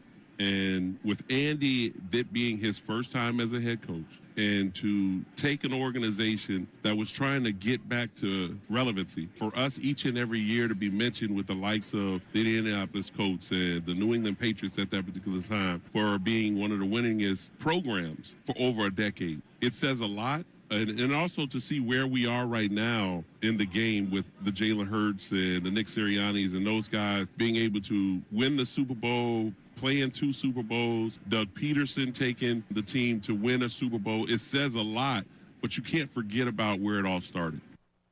All right. Upon further review, the Eagles were a loser franchise until Andy Reid came in here in 1999 and drafted Donovan McNabb. Do I believe that it had more to do with Andy Reid than Donovan? I do, but you also have to give Donovan credit because he was a really, really good player here for a while. And he did help usher in, we're not a loser franchise. We're actually a winner franchise. Yeah. So Jeffrey Lurie, I believe, deserves more credit than anybody for that. There you go. Howie Roseman, Andy Reid. Donovan's name might be down a little bit, but it's certainly on that list. Yeah, I don't have an issue with what he just said. I think he's stating a fact. Like you just pointed out, this team was not winning like that in the 90s. Jeffrey Lurie comes in. Everybody learned what it takes to win at that type of level, although no Super Bowl championship. I don't care. You get to a Super Bowl. You get to the NFC championship games. You had to win a bunch of divisions, make the postseason, all of that, right? You had a lot of success, and that's where you learn. And that's obviously where Jeffrey Lurie learned. Howie Roseman was able to learn under Joe Banner. There was a lot of positives in those years with Donovan McNabb. Yeah, Donovan McNabb's over Joe Banner. Joe Banner's on the list. He modernized the NFL front office. He was the first to say, hey, this salary cap's crap, and we can manipulate it. And also signing your own players early, buying them out of their first couple free agent years is what they love to do. And they were able to manage he also let Brian Dawkins go. Yeah. And those things. And also, yesterday was the 21st anniversary. 21st anniversary. Yes, I got that date right. Of T.O. doing sit-ups. I was mad we missed it. I didn't see it until we got off the air. In the driveway. And yeah, it's a date in history. Well, I looked it up because when you asked Mosher when he started covering this team, started covering the year after. He just missed it. Just missed it. And you just think about potentially did Joe Banner get that wrong? If you give T.O. that contract, yeah, I mean, should have, could have, would have. You know what you should have done? Tried to massage it a little bit more. He also had a problem with Donovan. So Donovan and T.O. He had a problem with everybody. It's hard for me to blame anybody but T.O. in that instance. Correct. He went berserk. Sure, I'm sure Joe Banner probably could have handled things differently and given him a little bit more money to make him happy. T.O. is going to be T.O. at some point. Yep. Well, that's T.O. And I love T.O. And he's been on the program, and he's been great on the program. And also, did you guys know that in individual Super Bowl performances that a team loses, according to ChatGPT, he's on the list. T.O. is actually, let me bring up my guy, Where's Pat. Donovan's performance in a Super Bowl? T.O. was number 5 in 9 catches, 122, played through the serious leg injury. I'm embarrassed. Was Philadelphia's best weapon in a 24-21 loss. By the way, T.O. wanted to come to Philadelphia in large part because of Donovan. Because of McNabb. Yeah, Donovan was a great player. They had great success. At the time. Yeah, they had great. Again, you think about the 3 straight years, and then you needed something else to get over the top. They did that. Yeah, Donovan had that 3 or 4 year pocket where he still had the mobility. He could still do damage with his legs, and he had developed as a passer. He threw a great deep ball. He was a very good deep ball passer. Donovan for 3 or 4 years was top 3, top 5 in the league, something like that. It's an interesting exercise. You go through Super Bowl history of teams that lost. I would say that Eagles team, one of the better teams out there. 2004? Yeah. Oh, yeah. I could tell you that they should have never. The 2002 team, for a lot of those guys, was the biggest missed opportunity. The 2004 team was a really, really talented team that just didn't play well in the Super Bowl. Yeah. And then, you had everything going on with the injury. Imagine if. He played unbelievable, but still, he was not 100%. No, he broke it. It was a whole different world. He didn't even know if he was going to go, right? And he had the hyperbaric chamber, and he was one of the first. Yep. Yeah, that team was awesome. That team destroyed her. What was their record regular season? They were 13-3. 13-1, and just they gave. That's right. The last 2 games they rested. The one game was a Pittsburgh game, right? They lost. And Donovan was getting yelled at by T.O. The first loss of the season. It was just incredible. Preseason. Think about preseason. First play. I remember watching that. Yeah, goosebumps just thinking about it right now. It was against the Bengals? Ravens? Yep. Yeah, because he was mocking Ray Lewis right off the bat. He made lunch meat out of the Giants secondary. And those teams in the NFC were bad. NFCs were bad. The Giants were bad. The Washington was bad at the time. Dallas, yep. Dallas was bad. The Giants defense was in shambles. Oh, I don't think Washington was that bad, but Dallas wasn't good. No, back then. But was Romo the quarterback in 2004, or was that Chan Gailey and? I was thinking of the Quincy. Vinny Testaverde, come on down. All right, that was Romo was on it. Okay. How about what was the record? Vinny Testaverde started 15 games, threw for 3,500 yards, 17 touchdowns, 20 picks. Was that Parcells' first year, because Parcells had T.O. and he didn't want T.O. Yeah. And that was a big issue with him. 20 picks. Yeah, 20 picks, 17 touchdowns. Holy hell! Did he know what jersey his team was wearing? Dude, that's hard. You would never see that in the modern NFL, right? Oh my God, Jerry Jones didn't send him to Galveston or something? Jameis Winston had 30 interceptions. Eagles beat the Cowboys on Monday Night Football, 49-21. That game was, I think that game was in Dallas. And then the Eagles played them later in Philly on December 19th and beat them 12-7. Ooh. Oh, but that was with... that was with 3 games left in the regular season. Huh. Okay. How about that? I do not remember that. All right, we have voice memos. We have YouTube chat. And coming up next. All right. What are the voice memos on? Right. We know what the YouTube chat's going to be. People are going to be mad at me for the McNabb stuff, probably. The movie Platoon. Okay. Sean getting a tattoo. Yep. And wearing your seatbelt. All the sports conversation we got into today found its way into the voice memos. All right. Good segment coming up next. Middays with Marks, 97.5 The Fanatic. All right, let's talk about your water heater for a second. And you know what? Like it's it really is reassuring. So it's cheer season. So I got all 3 in cheer, which means, you know what? Everybody gets home at the same time, which means everybody needs to take showers. And you know what? We're not worried about hot water. And that's because of my super reliable Bradford White water heater. Any worry that you have about not having that hot water for dishwasher, for whatever it is, right? Like Bradford White, you never worry about that. You're getting hot water all year long. Never worry about it, right? My family stays comfortable and content with the Bradford White water heater. They're super reliable, top performance year after year. And that's what you want. That's what people want in Philadelphia. They want you to show up, and the Bradford White water heater does that. And they're manufactured right here in America using the finest raw materials and components from around the world. So if your current water heater isn't getting the job done, do not put up with it. Ask your plumbing pro about Bradford White water heaters, including their Infinity tankless and their Aerotherm hybrid heat pump model. Visit BradfordWhite.com to learn more and to find a pro near you. Bradford White, built to be the best. This is 97.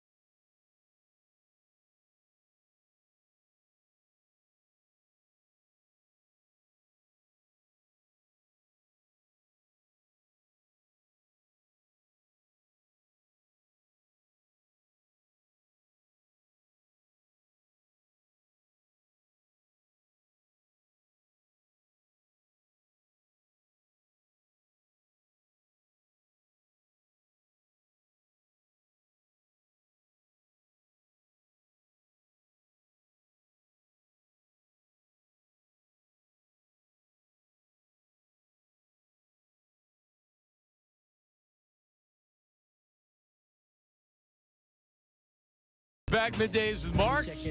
Ricky, Bo, and Bill both in the house today. We're just talking about doing a dinner But Eddie V's. Ricky and I are big Eddie V's fans up in King of Prussia. I thought about it the other day because we were going out, and I said we could probably go to Eddie V's, but it was like daytime. Daytime? Yeah, it was daytime, so that's why we went to the farmers people up there. Yeah, that's a good place. That's a good spot. I've had Ricky stole my glass. Ricky has the Sally Jesse Raphael brace. Do you see the advertisement on the website right there? Who is featured wearing them? Is that a guy or a girl? He even has a beard too. That's a guy. I don't think they look like women glasses. They definitely have a woman vibe to it, no doubt. But I'm telling you, they were $30. They were cheap. They were $30? Yeah, $30. I don't know. So I need real glasses. I'm getting my teeth whitened, so I'm doing that first, and then I'm going to get new glasses. So I want to actually wear them so I can see. I can't see. Yeah. It's a problem. Oh, readers. Yeah, see, I don't need them for – I really only need them for distance, but the distance is shrinking. Does that make sense? Oh, yeah. So, yeah. I didn't realize we put up a poll on this. Oh, there's a poll, and I'm about to tweet out the picture of the guy. Well, what did you think they were going to say? They look like men's glasses? No, they're fine. Yes, they definitely look like women's glasses. But I'm here to tell you that they are hunter green, and there's a dude featured on it. There is. And there's 104 reviews. They all 5 stars. 82%, albeit not a lot of precincts reporting just yet. But Yeah. 82% says women's glasses. I'm ready to call the race, though. Yeah, they're not voting for Sean. That's for sure. I don't even know if it's about the vote. I might have called this one before you put the poll up. That's what I'm saying. It doesn't matter. I don't know. Why are you looking at him like that, Sean? You look like you're eyeing him up. Like I'm taking you home. Well, that's what the very weird. That's what the look. So you go like that. No, you do. I would have went to a different bar if he was sitting down the corner. Yeah. This isn't Woody's that we're in, Sean. What are you doing? Well, when you order, you got the menu, you pull it off, you go like that. I'm not a glass. This is the first time in my life that I'm wearing glasses. You're looking because you can't see them clearly because they're reading glasses if you look. So that's why you have to look over the glasses. Yeah, you need bifocals. Yeah, but then you get into the world of the expensive. These are cheap. Yeah, you're spending a couple $100. Yeah, I'm good on that because I don't even bring them out. So the key is that you want to hit. If you hit your deductible, then it's not as expensive because each, like for my vision plan, which isn't on this insurance, I use my wife's insurance. Each individual has a deductible they have to hit for the glasses. And Gianna, my oldest, she's already got really heavy contacts and glasses. So, are you anti-contacts? He doesn't need contacts. No, He's reading glasses. Oh, definitely. I would never wear contacts. Me neither. No way. You use contacts, right? No. Yeah, I'm good. Is your vision okay? I think. I can't tell you the last time I went and got that looked at. You're too young to have bad eyes. Probably like. No, he's not. Yeah, that kind of goes against. I would prefer the glasses look, to be honest with you. You think you look good in glasses? Yeah, if I'm going to be a nerd, I might as well lean all the way into it. So you would have Arvid glasses? I don't know. I'd be interested to see. I had the blue light there for a little bit, and then I gave up on that. Right. Yeah. I'm going to put Chat GPT with you, and then I'm going to have glasses on it. If somebody's going to, if we're going to start talking about me getting glasses, though, I want as far away, no offense to you, Sean, as far away as I can from the hunter green, whatever. I don't think I'd pull those off. Just go to a CVS. They got a rack you can pull right from. Yeah, They that's sure what do. I'm doing now for sunglasses. I can't do that. I can't pay for the All right. the designer ones. Then. So listen, we're running out of time here, so let's get to some of the voice memos and then the YouTube chat recap. What do we got, Ray? Yo, John, Sean, and Ray. Jim from Souderton here. Yo, John, totally agree with you that Platoon doesn't hold up so well today. In fact, I saw a movie from, I believe, the same year, just a few weeks ago, Ferris Bueller's Day Off. And let me tell you, after about 20 minutes, I couldn't watch it anymore. It was just too Is that 80s. right? It had too much going on. It was just, I don't know. It's 40 years later, you know what I mean? We don't think and act like that anymore, and it just seemed like it was old and used to be really good. Huh. So I watched Breakfast Club in the last 6 months, and that holds up, totally holds up. Yeah, there's certain movies that hold up, some that don't, of course. I think I've watched Ferris Bueller. That's a classic. I think that's going to hold up for me personally. All right, so like Jaws is always holding up. It's a shark that's coming to get you during 4th of July. Right, that doesn't feel like an bad 80s movie. Like, for example, Roadhouse is laugh out loud comedy. Yes. It's not supposed to be, but if you watch it today, I laugh. Point Break still holds up to me. Ugh. Little bit campy. Yeah, a little bit campy. And that's the Swayze factor. But it's a better movie than. Rest in peace, Bodie. Oh, look at this picture. Look how far Ray's come. Look at this picture of Ray. Oh, wow. Look at that picture of Ray. Look like a child. Honestly, did they have you like at an hour's limit here? Yeah. Yeah. Pretty much. I mean, he doesn't have a lot beard. more recently than you would anticipate, actually. Yeah, Ray was just full time pretty much when I started, right? Right towards the tail end of it. Yeah. Now he's a program director. It's unbelievable. I got to put this on the chat. Morning show. Or Yeah, you don't shave that beard, Ray. Yeah, I know. I've keep that beard. Accepted that as what it's going to be for the rest of my life. Is that well, I mean, I don't know what, like, if I shave my face, I think I would look as equally as unrecognizable. You just don't look like the same person. We were rolling through old Rump photos over the weekend of all of us that have worked it over the last couple of years. A couple of those pictures, I don't recognize myself. I look like a kid. I'm shocked I got I don't think you look like a kid. Doesn't he kind of look like a bully with that plaid? No, he looks like a kid there. Oh, I look like a child. Yeah. All right. I've abandoned my child. All right. Do we do YouTube chat recap or YouTube chat recap? All right, go ahead. It's time for the YouTube chat recap. How about filling us in? Let me tell you something else, man. Watch us live on YouTube every single weekday. I can't lie. Let me tell you something. It's the Middays with Marks YouTube chat recap. Yep. Ray's Wildwood Boardwalk Special 76ers tee is still looking good. Must not have washed it yet. Tommy John from the chat. Yep. I thought the same thing when I saw you today. We are one wash in. It is not washed off. No? Yes. Does it feel like you have wearing sandpaper, though? Not or is it yet. soft? I'm starting to think that the lettering and all that is getting a little bit closer to the body than it once was, but not yet. Still feels comfortable. And that's official merchandise, right? Uh-huh. Yep. That's licensed. Yep. Officially Fanatics. licensed. All right, what's next?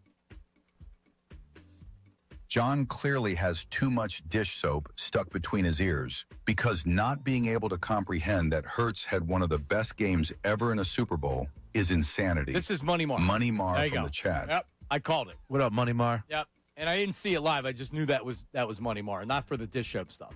I would expect that level of sports competency from Money Mar. Oh. Give me a break. It's, you know what? Jalen Hurts can have played great Super Bowl games, and you can say that, forget about the stats. He outplayed Pat Mahomes in the loss, and he played great in the win, and they didn't need a lot in the second half because it was a blowout. You can't look at his numbers. But also recognizing that you can't put him in the same friggin' category as Joe Montana, Steve Young, Tom Brady, Nick Foles, and those players. Because he lost. What? In the game that he... No, because he did. All right, so I'll even say that if they've gotten the ball back, I think they win the game. If the Eagles get the ball back and there's not that Fugazi penalty, I think they win the Agreed. game. Absolutely. And then he's probably in the same category as Steve Young or Joe Montana. Definitely. He didn't get that chance. And he's a two-time Super Bowl MVP. Think about that. And he's automatically bound for Canton. Think about that. It's crazy. And Club Hurts is probably 100 times busier these days. All those things are true, but it's not the same caliber game as 6 touchdowns Steve Young, 5 touchdowns Joe Montana, what Nick Foles did against Tom Brady, what Tom Brady did against Nick Foles, all in different categories.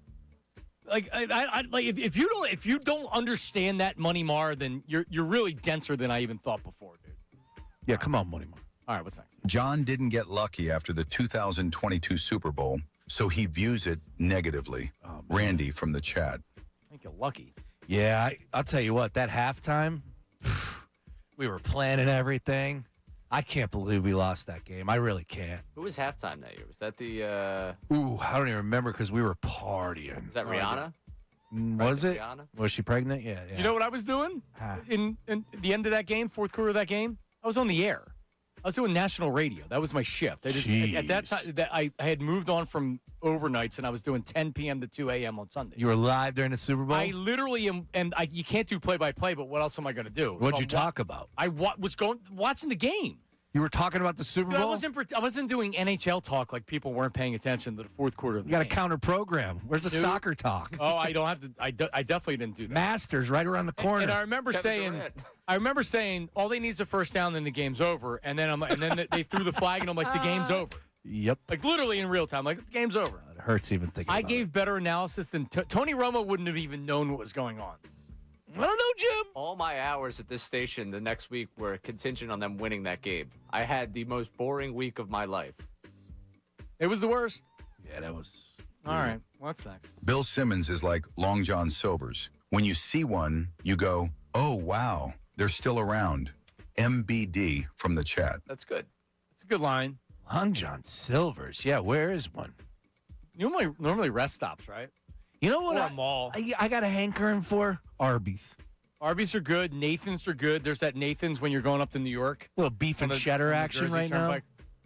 Oh, I would totally eat Arby's right now. Arby's, Hardee's, a Nathan's hot dogs, a Roy Rogers. Oh, I would tear into. I'm starving right now. Roy Rod. There's a Roy's in Cherry Hill. They brought us food a bunch of times. Oh, nice. Love Roy's. Okay. All right. Any more? Brace. Hurts is top 12 QB with faults. Processing time for reading defenses and passing over the middle in tight windows. We shall see how he does in this Sean Mannion offense. Rick from the chat. Yeah. He's got a lot of deficiencies for a guy that's been there and done that and got to the promised land multiple times. Division champion, playoffs every single year. But you're right. He can't process. He can't throw from the pocket. Can't read a defense. I'll take the deficiencies. Yeah, based on what he's done. Better than Baker Mayfield or Jared Goff or any of these other quarterbacks I'm going to toss my way. Get out of here. All right, coming up next, it is Ricky Bowe and Bill Colarulo, Unfiltered. But back to Marcy.